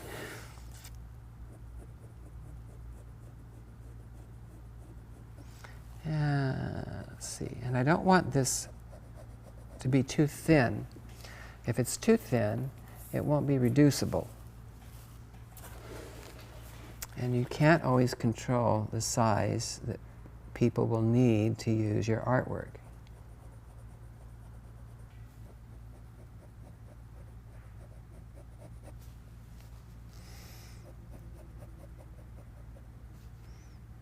So watch the white shapes here.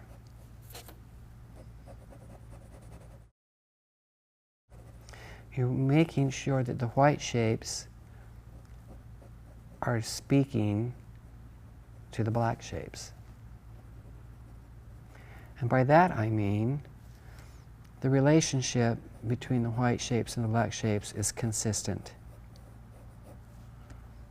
The space between the letters, the space inside the letters has a rhythm. That's the beat. That's the cadence of your visual music. And if you interrupt that, you better have a good reason. Like I say, whenever possible, break the rules. But people are going to look at that and go, oh, something's wrong with this. And did you intend to do that? Is it intentional? And if it's intentional, why?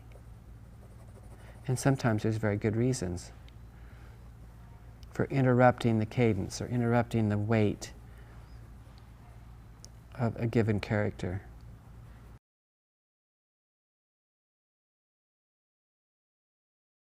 No, they just end up bossing you around. I get asked that question a lot. Do I use French curves to help with the flourishes? And the answer is no, because they're too bossy. There's only a few of them on any given French curve, and you spend way too much time trying to find one that fits your design, and you might as well just draw it.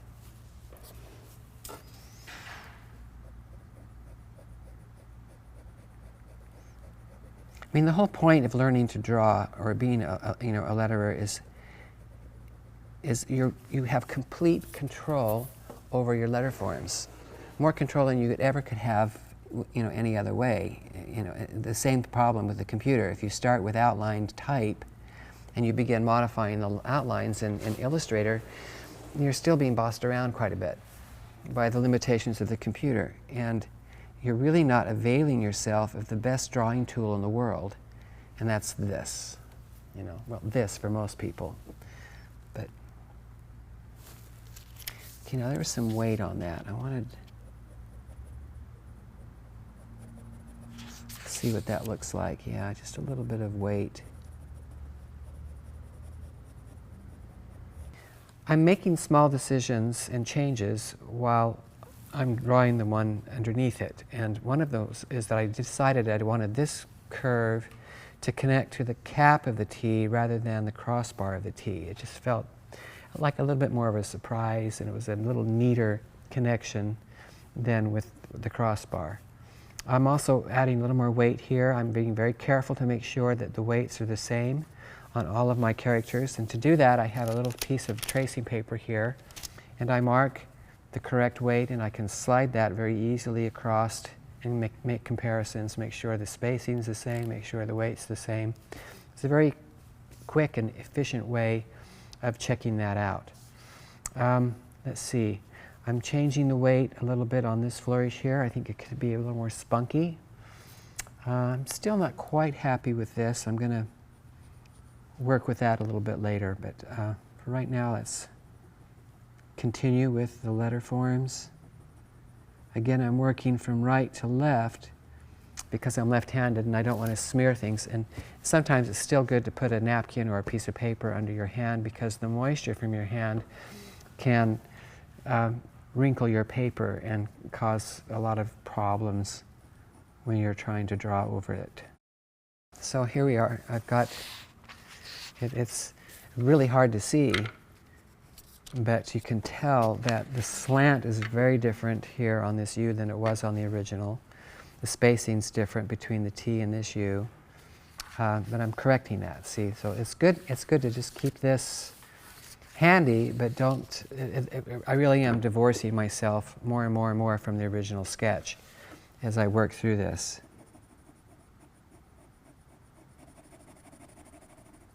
But that has to be a very natural and gradual process. You don't want to leave it behind too quickly.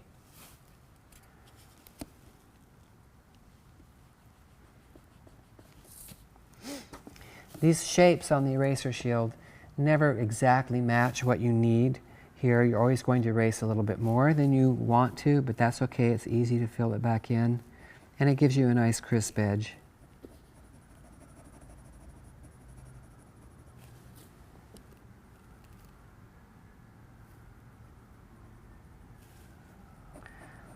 Okay, now I'm careful to always bring the shape in. I can sketch the edge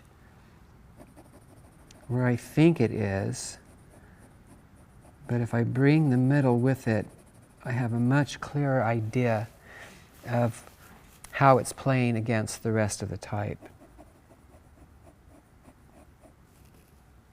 And to me, it feels like it's a little far away from that U. I'm going to move this over.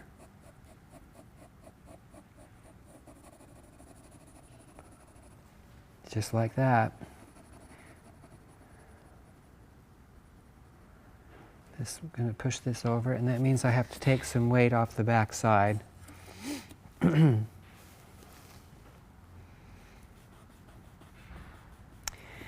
I usually erase a little bit more than I think I need to because it's easy to draw it back in.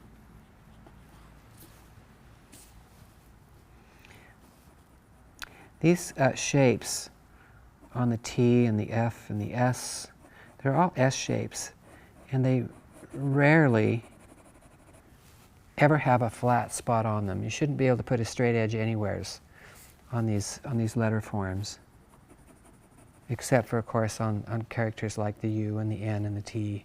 But your capital letters like F, S, T, U don't have flat spots.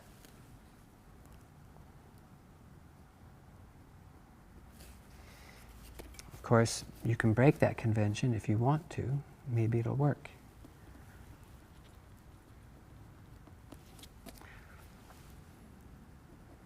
I see all kinds of things done that break the rules, and they're wonderful. You know, I look at that and I go, that's nothing. That's something I would never do, and yet it works.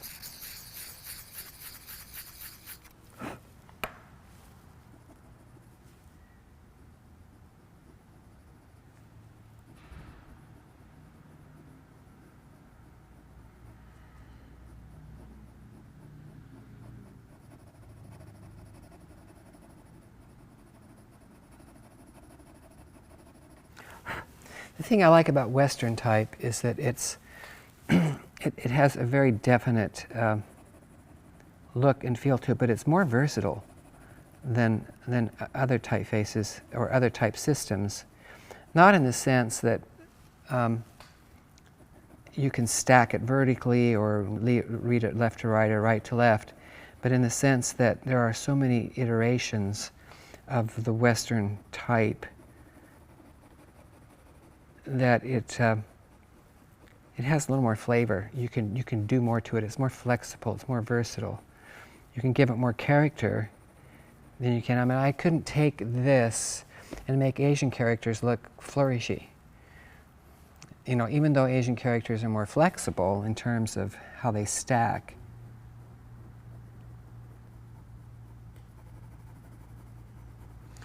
Okay, now here's where it gets a little tricky, where you have the inside curve talking to the outside curve. And they really have to have a good relationship, especially when you go around a curve like this, where the inside curve gets very tight and the outside curve has to meet it. If you pull the weight on the outside curve too far, then it feels very awkward. And I'm also looking at the space between this curve and this curve, because it should either be coming together or coming apart, and it shouldn't change, it shouldn't shift. Okay, now I want this to be a sort of mimic what's happening down here. There's a nice relationship between these two curves and this one as well. So there's three curves that are going to have that add their own kind of flavor to this. You know, these are curves I don't normally do. I don't normally double back like that. But it just seemed like the fun thing to do.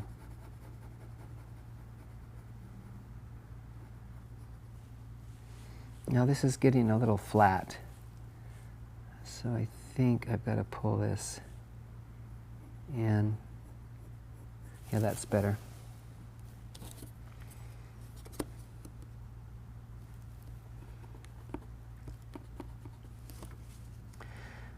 You know, so once I've done the initial tracing from the photocopy, I really don't refer much to the original drawing. There's too much interference. One of the downsides of using a softer lead is that it smears easily. So I'm getting some smoke. Looks like my lettering's on fire here. I want to kind of clean that up as I go. You can see how it would be a problem to use an eraser that leaves shavings on your work, because even with a brush, it's going to smear your graphite.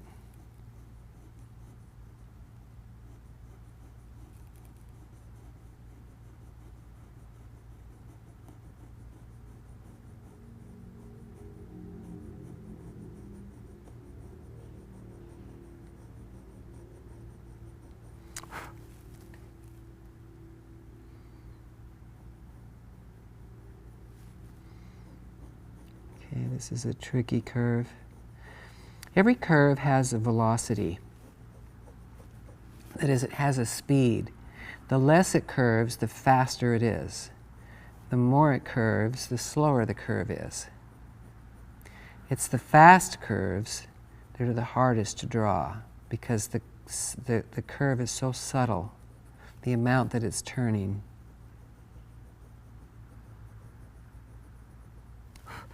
One of the conventions that I like to observe when I'm drawing my curves or my flourishes is that because of the speed of the curve, when you end a curve, you need to slow it down. That's why this is going pretty fast here, and then I slow it down. I always point it back into the type if I can. This slows down here with that gentle lift. This curve and this curve are both slowing down. That one slows down. If you don't do that, they feel amputated, and there's something uncomfortable about the curve. It just gets terminated too quickly. I've got to fix that. So I'm just putting the finishing touches on this. I've made some changes from the original thumbnail, and I've added some extra weight in certain areas. Most notably, this flourish underneath the word future. I felt like it gave it a little more strength, a little stronger, not quite as delicate or dainty as it might have been otherwise. I'm also changing the weight on these flourishes. You have to be a little careful about doing that, because you change the proximities between that outside curve and the inside curve against other flourishes. It's very important to note that when two curves come in tandem to each other. They need to either come together or separate, but they shouldn't come together, separate, and then come together again. That's what I call vacillating, and it sucks all the energy out of what the flourishes are doing. Also, you have to be aware of when you cross flourishes, make sure they do so in a very definite manner. This is really a good one here. There's about a 90-degree angle, the way this crosses here and here. This is about as small of an angle as you'd ever want to have. That's about 35 degrees. I've noted that anything less than that confuses the eye. It doesn't know which line to follow. So when you cross flourishes, make sure that it's easy to follow through on that. Also, when you weight your flourishes up, make sure you cross, if you have a thick flourish and it's crossing a thin flourish, that's okay, but never cross a thick with a thick, because it creates an X and it starts to demand more attention than it's worthy of. Remember, this is the main event, the type, and everything else should be supporting cast. And I think we're ready to scan this and draw it digitally in Adobe Illustrator.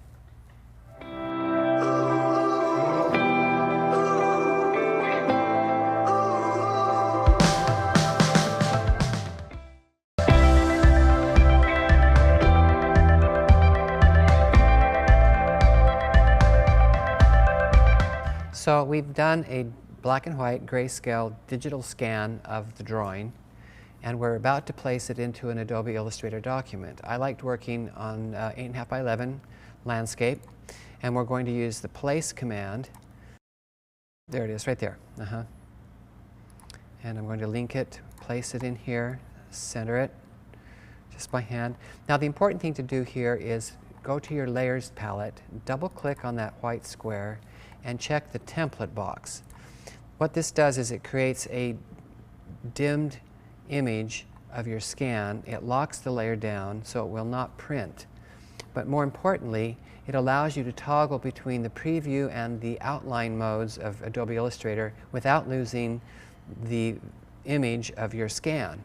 So I'm going to create a new layer now, and if you want to, you can name that Art right here, just to differentiate from the layer that's a template. You'll notice that the type in the template layer is italicized. That's your cue or clue that it's a template layer and not a printable one. So we'll click in here and let's zoom in. The first thing I'm going to do is create my guidelines for the X height and the overshoot. I'm assuming that the scan was done perfectly horizontal. It may not have been, but we won't know until we pull our rulers up, drag a guideline down here, and see if it lines up with our baseline. And guess what? It does. That's pretty amazing. Okay, now I'm going to zoom in a little closer. And we've lined that up with the bottom of the R because the R has a flat space. That indicates where the true baseline is. Now I'm going to pull another guideline down and line it up with the overshoots of all the curved strokes. Notice my drawing's not that accurate right over here. I didn't overshoot the U like I did here and here on the T and the U over here. I can fix that now when I'm doing the drawing. I'll do the same thing for the X height at the top. That's flush against the tops of the U and the crossbar of the T. And then I'll pull one down for the overshoot of the R right there, and the U, the first U, because that's pointed. And this comes up to a rounded area, so that would overshoot. Okay, then I'll lock my guides down. They may already be locked down. Yes, they are, so they can't be inadvertently selected. Okay, the challenge with drawing these thin flourishes that merge into weighted areas has always been vexing for people, especially in Adobe Illustrator. If you're using a program like Glyphs, it's a little easier, but it's best, of course, to not have to draw both the inside curve and the outside curve of these very, very thin weighted strokes. You would rather just use a stroked path, and it would put the weight on both sides. That's what I like to do, but the trouble is how do you get that to merge into these weighted areas smoothly so that nobody can tell that it's a separate has separate attributes and it's just a different path. So I'm going to do that real quick. I'll show you on this curve how I would do that. I would start with the pen tool. I'm going to give it a stroke path, and I'm going to click and pull the handles out. That's a mistake a lot of amateurs do, is they don't pull the handle out initially on a curved segment, and they end up with a curved segment that only has one handle on it, and it's like trying to run a race with one leg. So now I'm going to go to the extrema, or maybe I should put the next anchor point at the point where the weight ends on this weighted area. I think that's what I'll do. So I'll click and just pull the handles out so that they are tangent to the angle of the curve. I don't know what angle that is, but I'm just eyeballing it. Now, with the pen tool still selected, I want to change this handle here so it matches my drawing. What I don't want to do is grab a different tool. As soon as I do that, I've disconnected myself from this path, and I won't be able to continue drawing unless I reconnect.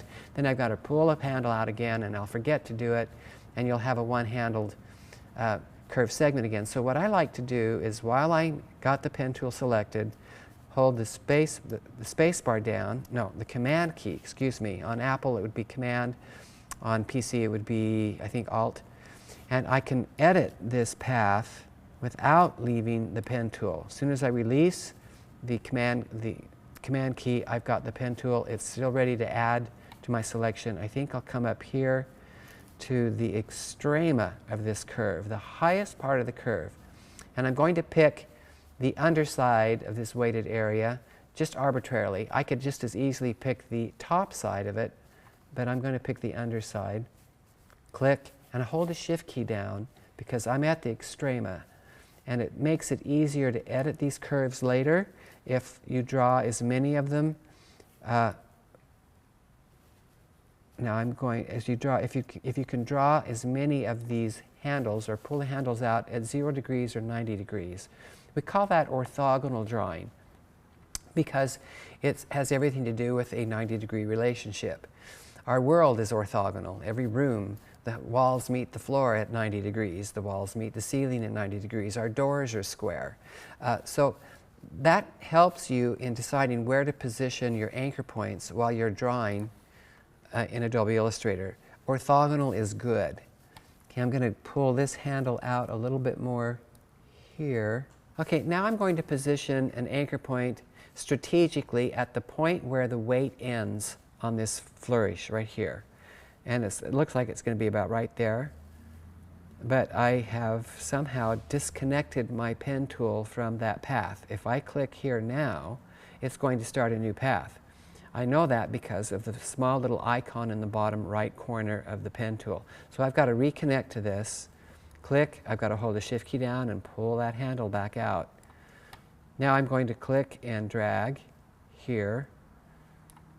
And Command key, I'm going to dial this handle back a little bit so it matches our drawing.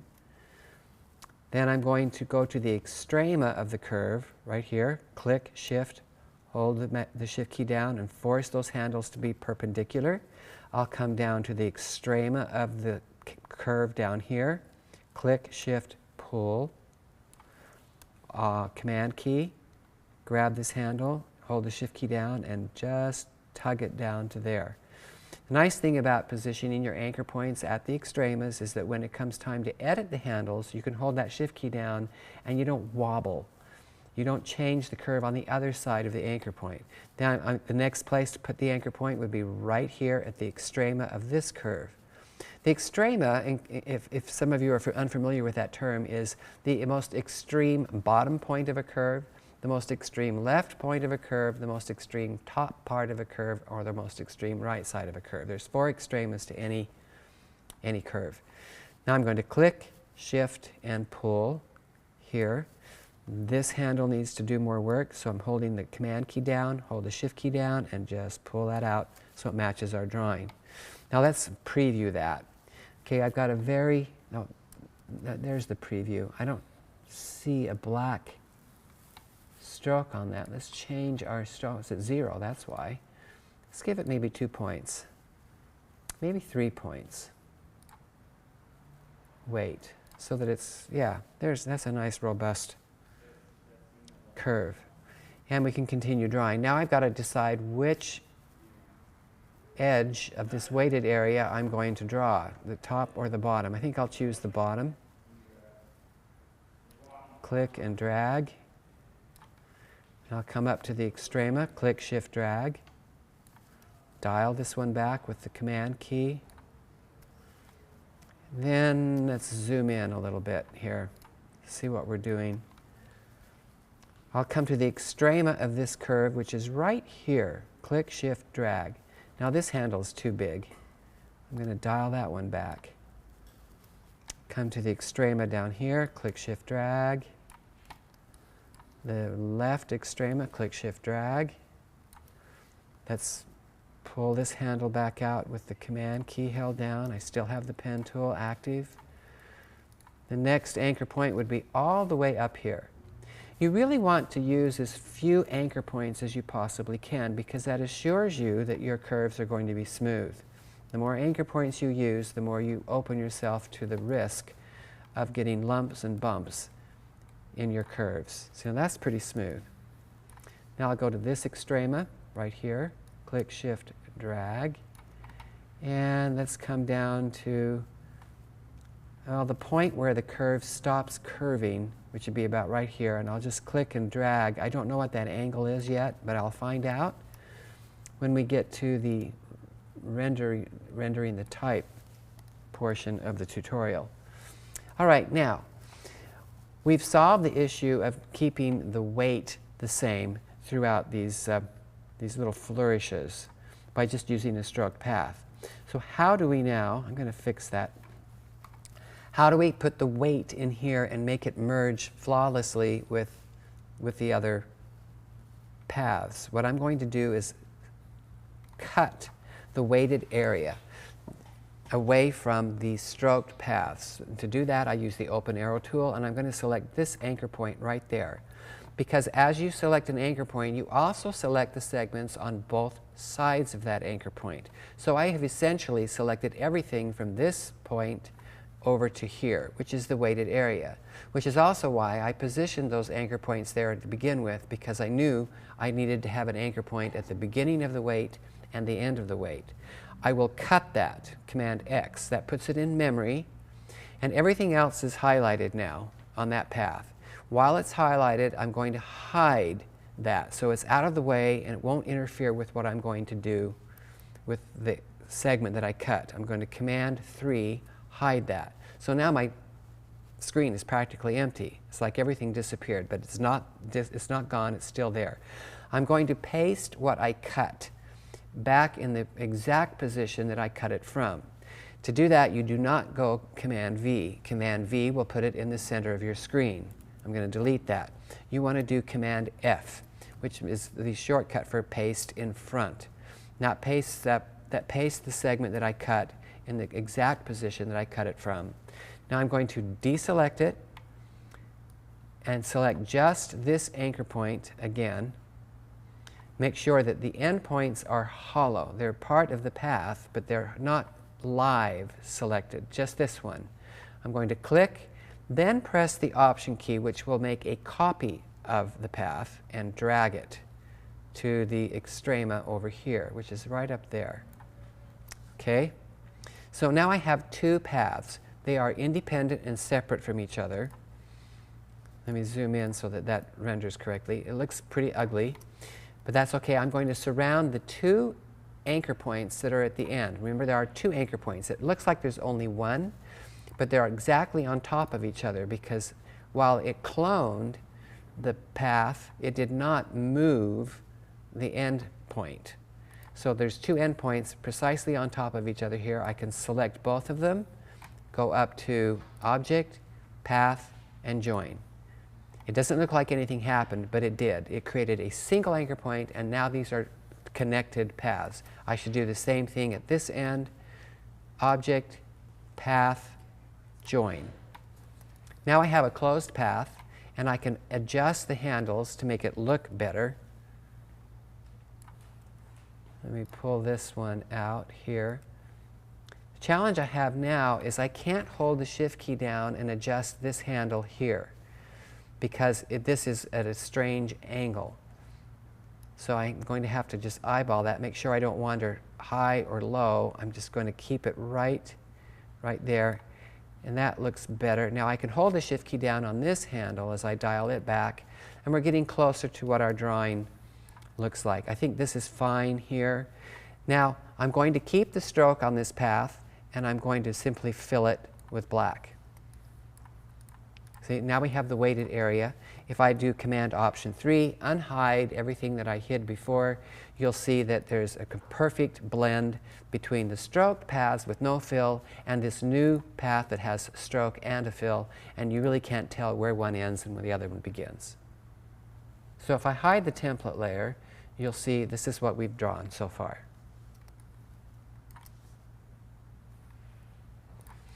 And I think I hope I'm illustrating the importance of having a very tight rendering to begin with, because once you get into Illustrator, you can't worry about moving and fixing your mistakes. You want to be able to, it should be a no-brainer. You should be able to know precisely where every stroke would go and where every anchor point should be placed. Okay, so let's draw some of the type. We'll start with a U. This is at an angle, and drawing italic type in Adobe Illustrator can be a little vexing because you want to make sure everything's parallel. But at the same time, it's hard to do if it's not 90 degrees, if it's not orthogonal. None of these are 90-degree angles. So what I'm going to do is go to my little eyedropper tool here, and there's this hidden tool that nobody knows about and rarely uses called the Measure tool. The Measure tool allows you to click and drag on any given line. A little dialog box pops up here, and it tells you what the angle is. Right here, it's 64.9 degrees. I'm going to round that off to 65, and then go into my Preferences, General. The shortcut to that is Command K. And if I hit the Tab key once, it toggles down to the Constrain Angle box. This controls the universe of Adobe Illustrator in terms of what is orthogonal and what is not. So I'm going to type in 65. Was it 65 degrees? Yes, it was. Click OK. Now, it doesn't look like much has happened or changed in Adobe Illustrator. However, if I were to drag a box tool, or the box draw here, it would be at 65 degrees. If I were to grab the text tool and type with it, it would be at 65 degrees. So the entire universe has changed now to reflect that. This will be useful for drawing these italic letter forms. So I'm going to start right here, click once, hold the Shift key down, which forces the position of the next anchor point, regardless of whether I wander to the left or to the right, to be precisely at 0 degrees. Remember, this is the new 0 degrees because we changed it to 65 degrees. I'm going to click once and release, then click and drag because I'm anticipating a curved segment. You need to have that handle there. Then I'll go back into my Preferences, toggle down one, hit 0, return, jump down here to my extrema, click, shift, and drag this way. Go into the outline mode so we can see just the mechanics of it. I'll go back into my Preferences, tab once, type in 65, click OK, and come up to here, click, shift, and drag. So all of the anchor points that are along the slanted areas of the type should be constrained to 65 degrees. All of the anchor points at the extremas, at the bottom, at the X height, at the baseline and the X height would be constrained to 0 degrees. Then I'll kill the handle by clicking once on the anchor point, hold the Shift key down, come up to my X height line, click and release, Command K, back to 0 degrees, hold the Shift key down and come all the way over here and draw a perfectly horizontal line. Command K, tab, 65 degrees, return, hold the Shift key down, and I'm ready to position this anchor point. Click and release, click, drag, go back to 0 degrees, come down to the overshoot, click, shift, and drag. Go back to 65 degrees, return, come up here, click and shift and drag. So if we preview that, it looks pretty messy. I'm going to take the fill out of it so we have just the outlined strokes. It looks to me like we're going to be too heavy on this stroke here. I'm going to take these 2 points, make sure I'm at 0 degrees. Sometimes you forget that, and just nudge them over a little bit. There we go. All right, now I'm going to do the same thing essentially that I did with the flourish underneath the word future, and that is isolate the weighted areas away from the stroked areas. But not until I fix this. I'm going to pull that back just a little bit. Okay, so that means I'm going to select this anchor point, hold the shift key down, and select this anchor point. And essentially that gives me the entire weighted area of the U. Everything from here down to the extrema here, even though that's not selected. We don't want to select that because that would give me everything up to here. I'll cut, hide, paste in front. Same process we just went through with the stroked area, the weighted area down here. Then I will highlight these 2 anchor points, this one and this one only, not that one. I want this one to move. I don't want that one to move. So I will click on that, then hold the Option key down and the Shift key and drag that over perfectly horizontally, right there. Then I'll surround those 2 anchor points, Command J, which is the shortcut for joining. The last time we went up to Object, Path, Join. I'm just using the keyboard shortcuts now. Then I'll change this to 65 again, grab this anchor point, hold the Shift key down, and just nudge it up to the overshoot line right there. But I know that it's perfectly 65 degrees because I held the Shift key down. Let's go back to 0 degrees. Now we can groom this a little bit, make it feel better. Let's pull. See, we've got 2 handles. We have a handle on the inside curve. We have a handle on the outside curve. And because we cloned these 2 paths initially, the handles are identical. And the inside curve should usually be much shorter than the handle on the outside curve. There we go. See, now it reveals, if I were to select this anchor point, it reveals the 2 handles that are associated with this anchor point.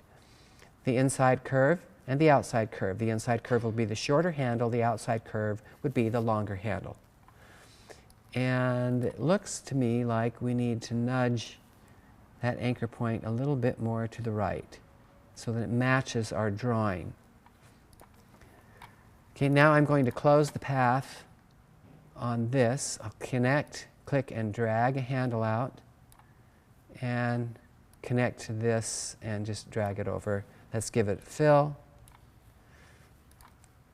and unhide, and we've got something nice going here. I think I may want to dial back the weight on that stroke just a little bit.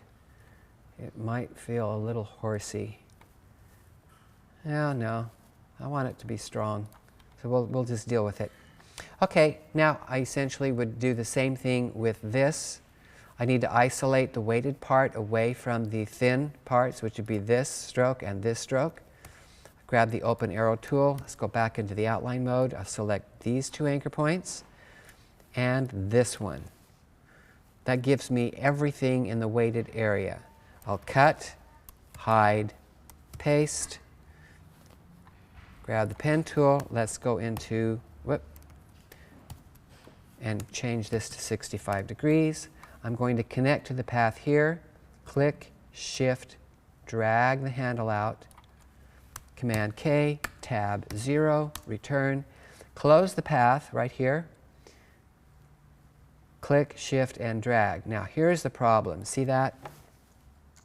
This is one of the things about Illustrator that vexes users of it more than anything, is how do you get 2 curves, this one and this one, to meet at a point instead of a smooth anchor point. Here's how you do it. I'll undo. Let's reconnect that. All I have to do is hold the Option key down. It gives me the Convert Anchor Point tool right there. I can click and drag and it breaks the handle away from the handle that's connecting it to, and that allows you to have what they call a scalloped effect, a curve going into a curve and they meet at a point rather than a smooth anchor point. You can use that Convert Anchor Point tool right here to add anchor points, to add handles to anchor points that don't have handles on them, or to delete handles from anchor points that do have handles on them. It's a very useful tool. Okay, so let's unhide, because that's a closed path now. Let's preview, and let's give that a fill. Now I'm not happy with the corners here. The corners aren't nice and sharp and square like I think they should be. So I'm going to select those, and in my stroke area I should be able to give that a larger limit. Let's give that 4. That fixes it. There we go. That's usually the problem when you have your corners that are beveling like that in Adobe Illustrator. Just go to your stroke options, and in the limit box you can play with the numbers there and make it fix it for you. All right, now that we have those shapes, there's no reason why I can't select these two with the selector tool. Make sure I'm at 0 degrees. I am. Okay, I'm going to click Option. Wait. Option click. It's undoing everything I did. Hold on. There we go. I want to select these two paths, and with the Option key held down, clone them. Click, then hold the Shift key and just drag them across like so, and it should snap to the anchor point on this thin stroke here. So my T is practically already made, and so is the next U. I'm going to select this and this, do the same thing, clone, move that over there, and so I am going to have to make a little adjustment because it appears to be that this U is a little narrower than the U over here. That's okay. I like what's happening here. This is very consistent. And do the same thing again. Click, Shift, drag, clone those paths. So you can see how convenient it is once you've drawn an O or a B or any character, an N or a U, you can clone that and use it over and over again. It's very modular. All right, now we need to connect this, to the T. First thing I'm going to do is make sure that the handle on this is at 65 degrees. So I'll go back into my general settings, change that to 65 degrees, grab this handle right there, hold the Shift key down and snap it to 65. So I know that the curve is entering this anchor point at an angle that is going to be congruent to the angle here on the T. It probably needs to move out just a little bit. I'm not sure. Now I'm going to grab this anchor point right here, hold the Shift key down because I'm still constrained at 65 degrees, and bring it up to that anchor point there. I'm going to delete this segment. Let me go into the outline mode. I'm going to surround that segment between here and delete it. Grab the pen tool. Let's change our constraint angle back to 0 degrees. Connect, Shift, click, go up to here, click and drag, and come over here and close the path. Just make sure that that's at 65 degrees right there. Let's preview that. That looks pretty good. In fact, it's better than the drawing. Oftentimes you'll see that Illustrator corrects your drawings. Okay, I'm going to change this handle a little bit right there, just bend that down. Now we need to make sure that this is tangent to the X height. should be the same height as the U. It gets a little funky because we have that weighted stroke on our type, and that changes things a little bit. You can't really see where your weight is when you're in the outline mode because that's not demonstrating where the weighted stroke is. You don't see it until you go into the preview mode. Let's go to 65 degrees. And let's grab these 2 points. And let's make them 65 degrees relative to each other. I'm not sure what angle this is. This angle to this anchor point is probably close to 65 degrees. I don't know. But I'm going to go up to Object, Path, Average. And I'm going to average the distance out between these two horizontally. Because remember, 65 degrees is our new horizontal. And I want these to be aligned horizontally to each other. So if I click OK, you'll notice, if you look real careful, that these two anchor points are going to nudge slightly, and they're going to line up at a 65-degree angle. Click. There. See that? That assures me that it's parallel to this. Then, while they're still selected, I'll hold the Shift key down and just drag it down to the X height. I should have dragged this. Let me grab this one, too. And there we go. Now that's still a little high.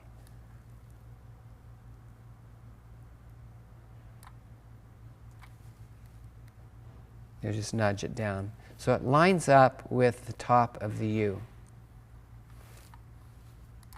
Okay, while I'm at it, I'll select that segment. 0 degrees. Paste that segment back in. Hold the Shift key down, drag it over here. That assures me that it's the same. It's lined up just right.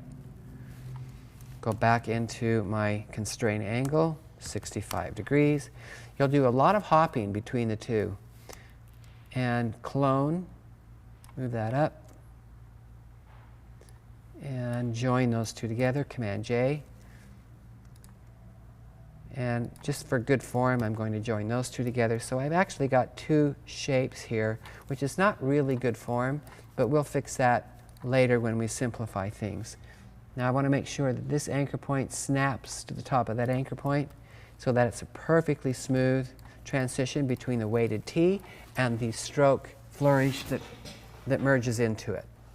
Okay, now I'm going to step back just a bit and assess where we are. I think all I need to do now is the R, and then I can do the F and the rest of these flourishes. So let's take a look here. The R is going to be a little tricky because it doesn't match my drawing. I'm being forced to put the R out to where this anchor point is. And I think what I want to do, there's several ways of approaching this. I would probably clone this shape right here. Let's see where I am at 65 degrees. Make sure you change that to 0. When you're jumping between 0 and 65 degrees, you have to remember where you are because you'll start moving things and they don't move the right way, especially if you're holding the Shift key down. I'm going to clone this, move it over, and get the rotation tool. Option click, just type in 180 degrees. And there we are. So I've got part of the R ready to snap into place. I like having smart guides turned on because it allows your paths to snap to each other. They sense you want this path to be right on that path here. So I'm going to click on that, and it should snap when it gets to it. There, it did. It felt it. It felt good. Okay, so let's preview that. Everything's lining up smoothly. We've got a good tangency between the exit stroke of the U into the R. There's no bump, there's no hiccup. And now I've got to redesign this so that it works with the R. I made a change in the drawing from the sketch. Instead of having an entrance serif, you can see a shadow of it here, I decided to do away with it. That didn't make sense because it wasn't connecting to the U the way it would normally do. So I just blunted it. Okay, and this, I'm going to get the open arrow tool. go into the outline mode. I like working in the outline mode a lot because it shows me what's really there. And I'm going to pull this out a lot, and I'm going to cheat this handle on the top so it comes up to the overshoot line. Let's click on this, and I'm going to also grab this anchor point, move it way up here, and cheat this one back here. Let's move this over because the whole R is moved over to the right. Whoops. 0 degrees. Let's grab this handle. So I'm kind of drawing in Illustrator, which I don't like to do because I know that the kids at home will try this and they'll hurt themselves. But let's preview that.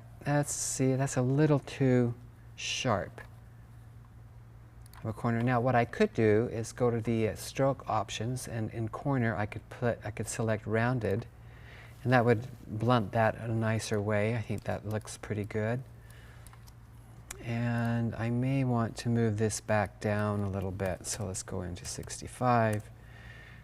Grab that, hold the Shift key down, and just pull it straight down. That feels a little better. Okay, now you'll notice that this R, the stroke here, the thin stroke, is actually pulling away from the stem of the R. It does not go up at a 65-degree angle. So what I may want to do here is move this all the way over so it matches my drawing, and then I'll move it back when I'm finished. It's a little hard to see what I'm doing without that. I'm going to select this stroke here so that my attributes are correct. Grab the pen tool, start my path right here at 65 degrees. We're going to click and drag the handle out. Then I'll come up to the X height line, not the overshoot line, click and drag. And I'm not holding the Shift key down because this is at an angle that is neither 0 degrees or 65. Let's preview that. 0 degrees, and I'm going to nudge that over just a little bit. Kill the handle by clicking once on the anchor point, hold the Shift key down, force the anchor point to be positioned precisely at 0 degrees. Go back into 65 degrees. Click, Shift, and drag the handle out, anticipating this new curved stroke. 0 degrees. Come down to the extrema. Click, Shift, and drag. 65 degrees. And click, Shift, and drag. Now we need to adjust the handles a little bit so they look better. Let's pull this back to here. That feels pretty solid. Let me, I think that works. Let's give this miter the limit miter 4 so that we have nice square corners. Now all I need to do is isolate the weighted area of the terminal of this R away from this thin stroke area. We already know how to do that. I'm going to select all the anchor points that are contributing to the weighted area, cut, hide, paste in front. And instead of cloning this path, I'm just going to just draw this here. I'm going to cut this away, cut, paste in front, and hide it. So it's out of the way. I won't connect to it inadvertently with another path. Click and drag. Are we at 0? Yes, we're at 0. Okay, and then I'm going to hold the Option key down. That gives me my Convert Anchor Point tool in anticipation of connecting a curved stroke to another curved stroke. I'm going to break those handles. Click, Shift, and drag. There we go. We want that handle to be stronger than the inside curve handles. Okay, and then I'll go up here, change this to 65 degrees. Let's grab this handle, force it to come down there a little bit. Let's fill that. And unhide and see what we've got. All right, that looks pretty good. And now all we have left to do is the F, which is all just one. This is all one shape. to begin with, and then we'll finish this here. So let's start with the F. We'll use a stroked path, which is already the attribute that's selected. We'll click and drag tangent to that curve. That curve is neither a 65-degree curve or a 0 one, it's something else. Now I could elect to put an anchor point here at the extrema of that curve, but I may not need to. So I'm going to come out to the top extrema of this curve, click, shift, and drag. Whoops, 0. There's an example of what I told you not to do. Click, shift, and drag. Hold the command key down, and I like to edit my paths on the fly. Just pull that back a little bit more, come to the extrema, click, shift, and drag.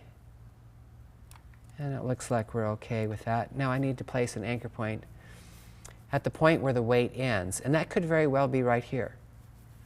So I'll put an anchor point at the extrema on the inside of that weighted area. Edit that back.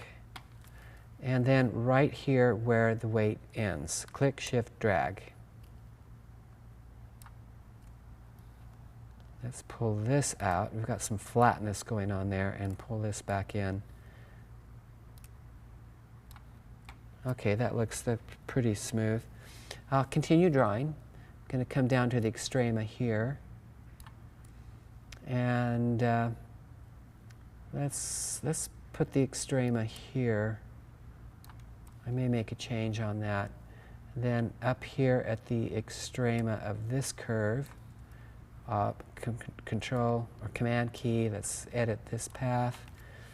Then I'm going to come in here at this extrema, and then maybe just skip the nose of that and go right there. I don't know, let's see what that does. Control, command, pull this back. You might be able to get away with that. It's a little different than my drawing, but it's easier to do. Okay, I'm going to continue drawing. I'm going to pick the inside area. I'm going to reconnect to the path, pull the handle out, and I'm going to position this next anchor point at the point where the curve changes direction. From here to here, the curve is moving in a counterclockwise movement. And then at this point, right here at the waist of the F, it changes to a clockwise motion. That's a good place to position an anchor point. A lot of your decision making depends on smartly positioning your anchor points in areas that are key to making the paths look right. And that's a good place to put an anchor point if you're going to put one. Let's go into our constraint angle, change that to 65 degrees. Click, shift, drag. Go back to 0 degrees. Come all the way down here to the extrema, click, shift, drag. I didn't change that to 0 degrees, did I? So now we've got this anchor point positioned at the extrema. We'll continue with the left extrema, top extrema, and then just this is an arbitrary angle. We'll use the direct select tool to sweeten our handles. This anchor point could probably move in a little bit. Let's change this to 0.25 points, so that when we use the arrow keys on our keyboard, we can control how much those move. I don't know how many of you know about the keyboard increment tool, but that's very useful. We pull this out. There, it looks okay. Drag that out. It's so nice to have your anchor points at the extremes, because as I'm editing these handles, I just keep the shift key held down, and it very, very precisely edits the curve I want to edit and not the curves I don't want to edit. Let me grab this one, pull it out here so that the shoulder is correct to my drawing. A little bit more. Okay, now I'm going to isolate the weighted areas away from the stroked areas. And I think I'm going to cheat this a little bit. It needs to be slanted just a tiny bit more than the other letters. I don't know why, but it just feels right to me. I'm going to select this anchor point only. That gives me everything from this anchor point down to this anchor point. Cut it, hide, and paste in front. Deselect everything, grab that anchor point again, click, Option, drag. Now you have to do it in that order. If you Option, click, drag, this is what's going to happen. I'm going to hold the Option key down first, click. See, what happens now is every anchor point on that path is alive, it's active. So when I clone it, these anchor points won't be in the same position and they won't join properly. So that's a mistake that's frequently made when you use this method. So I'm going to click, Option, Shift, drag, and you have to do it exactly in that order. Surround those two anchor points, Command J, join, surround these two anchor points, Command J, join. Now we have a closed path. I can grab the color from the stroke and put it into the fill. Let's make sure that this handle is much bigger because that's the outside of the curve. And I think we're probably okay at the top. Let's unhide, and we've got a pretty good looking F going for us now. Now we're going to isolate the weighted area of this stroke, and I think that's fine. It's okay if this is an open loop. I don't think we need to fill that in. We could do it later if we want to, but I'm going to select this anchor point only, cut it, hide everything else, paste it in front, deselect, grab this anchor point again, click, Option, drag. Drag that up to the extrema. Now we'll surround those two anchor points and join them. Surround these two anchor points and join them. Give it a fill. And let's sweeten up the handles here so that it looks better. Let's unhide. I think this, now the nice thing about this is, remember we've got two anchor points here now. We've got the anchor point that belongs to the filled path with the stroke, and we have the anchor point that belongs to the stroke with no fill, just the stroke. So I'm going to select both of them and just toggle them up so that it fits the drawing just a little bit better. I have a lot more weight in the drawing here than what I'm getting with Illustrator. That's because I positioned these two anchor points at the extrema and not where the weight ended. That would be where the weight ended. But that's a little awkward place. Maybe what I could do, though, is move them there, and let's say that that's going to be a 45-degree angle for the handles. So if I'm at 0 degrees, the constraint angle also works at 45 degrees. So let's just try that. Click that, go to 45 degrees, click on this handle right here, make that 45 degrees and pull this one back. That might work. Now it's fun to experiment and try new things. I think what I might have to do is put an extra anchor point right here and just nudge it back up to where it should be. And nobody will know that I put an extra anchor point there, except you. And that will be our secret. Okay, whoop. Let's preview that. We're doing pretty good. We've got this weighted area to do and this weighted area to do. So I'm going to quickly do those, and when we come back, I'll have this all finished and you can see how well it looks.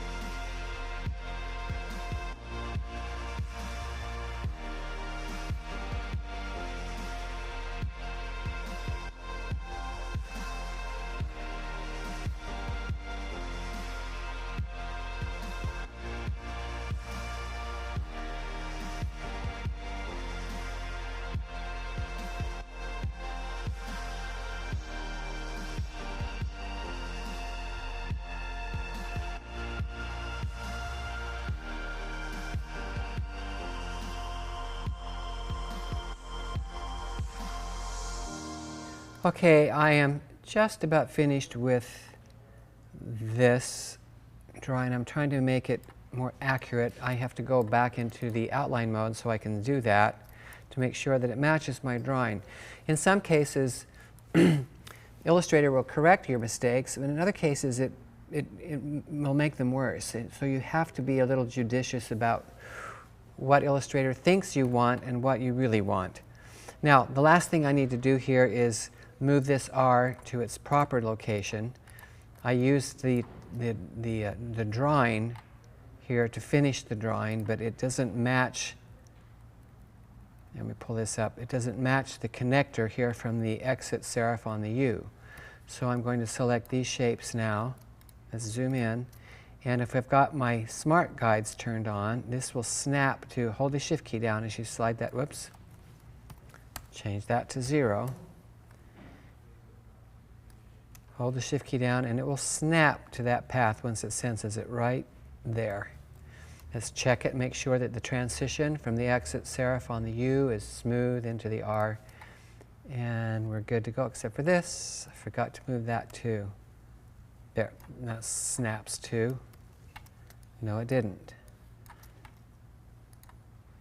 Let's make sure that that detects the anchor point.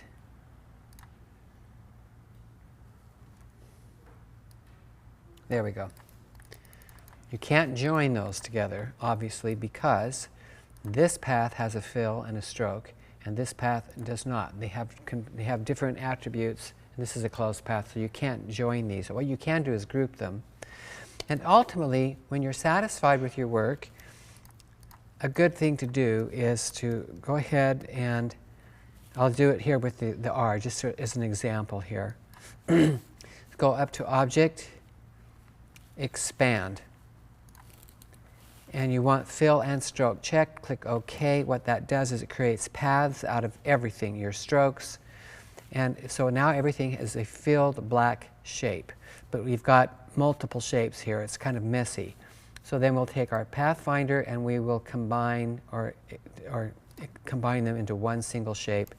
So if you look at it now, you have a path with no stroke.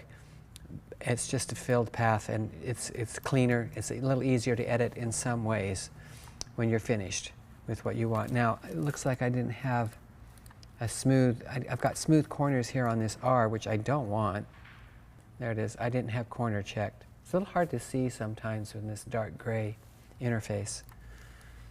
Okay, now here's a little problem here.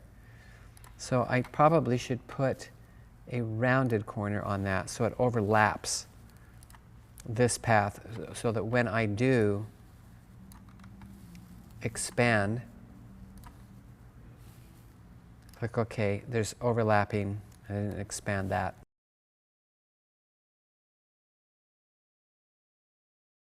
Well, I'll fix that after I've expanded it. It's been expanded now. It's simply a filled shape. So I can take this, grab the pen tool, anchor point tool, convert angle, and just click and add handles to this and move it in.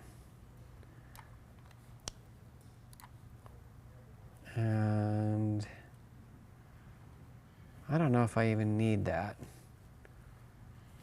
Let's get the pen tool. I'm going to delete that anchor point, and I'm going to add handles to this and add handle to that.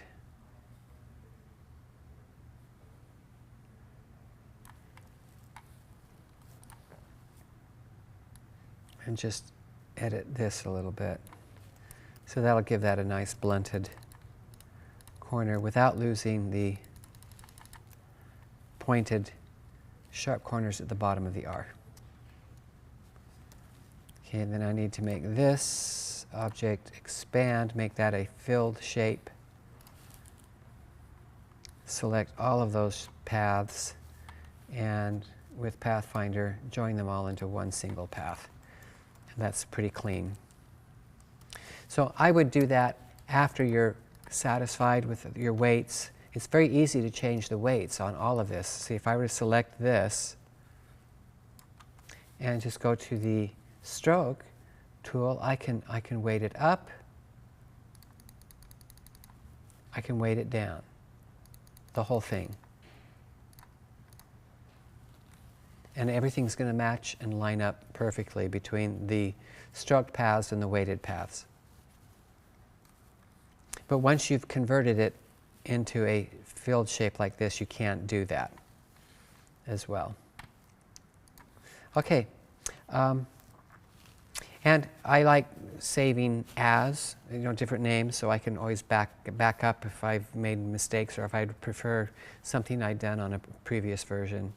That's always a good practice to do. That was fun. It was fun to do. You never know what you're going to get. This was very quick. It wasn't. Normally, I would do a lot more variations on a concept that I'd picked from thumbnails, but we didn't have time to do that. But this turned out well, in spite of that. I think the best advice I could give anybody is be persistent and be patient, the 2 Ps. This is, I often, pricing is always an issue, and customers sometimes will complain, that I charged them, $1,500, $2,000 for a piece of type. You go, well, it didn't take you that long. That's what they always say. I go, yes, it did. It's taken me 30 years to do this. And that usually gives them some perspective and something to think about, because this does take a long time to be able to do and do it well. There are people who are much better at it than I am, but it's something I enjoy doing. I get a kick out of it. I like creating things that are delightful to the eye and that are beautiful and are musical visually. So life is good. This is what I love to do. I never intend to retire. Why stop doing something you love?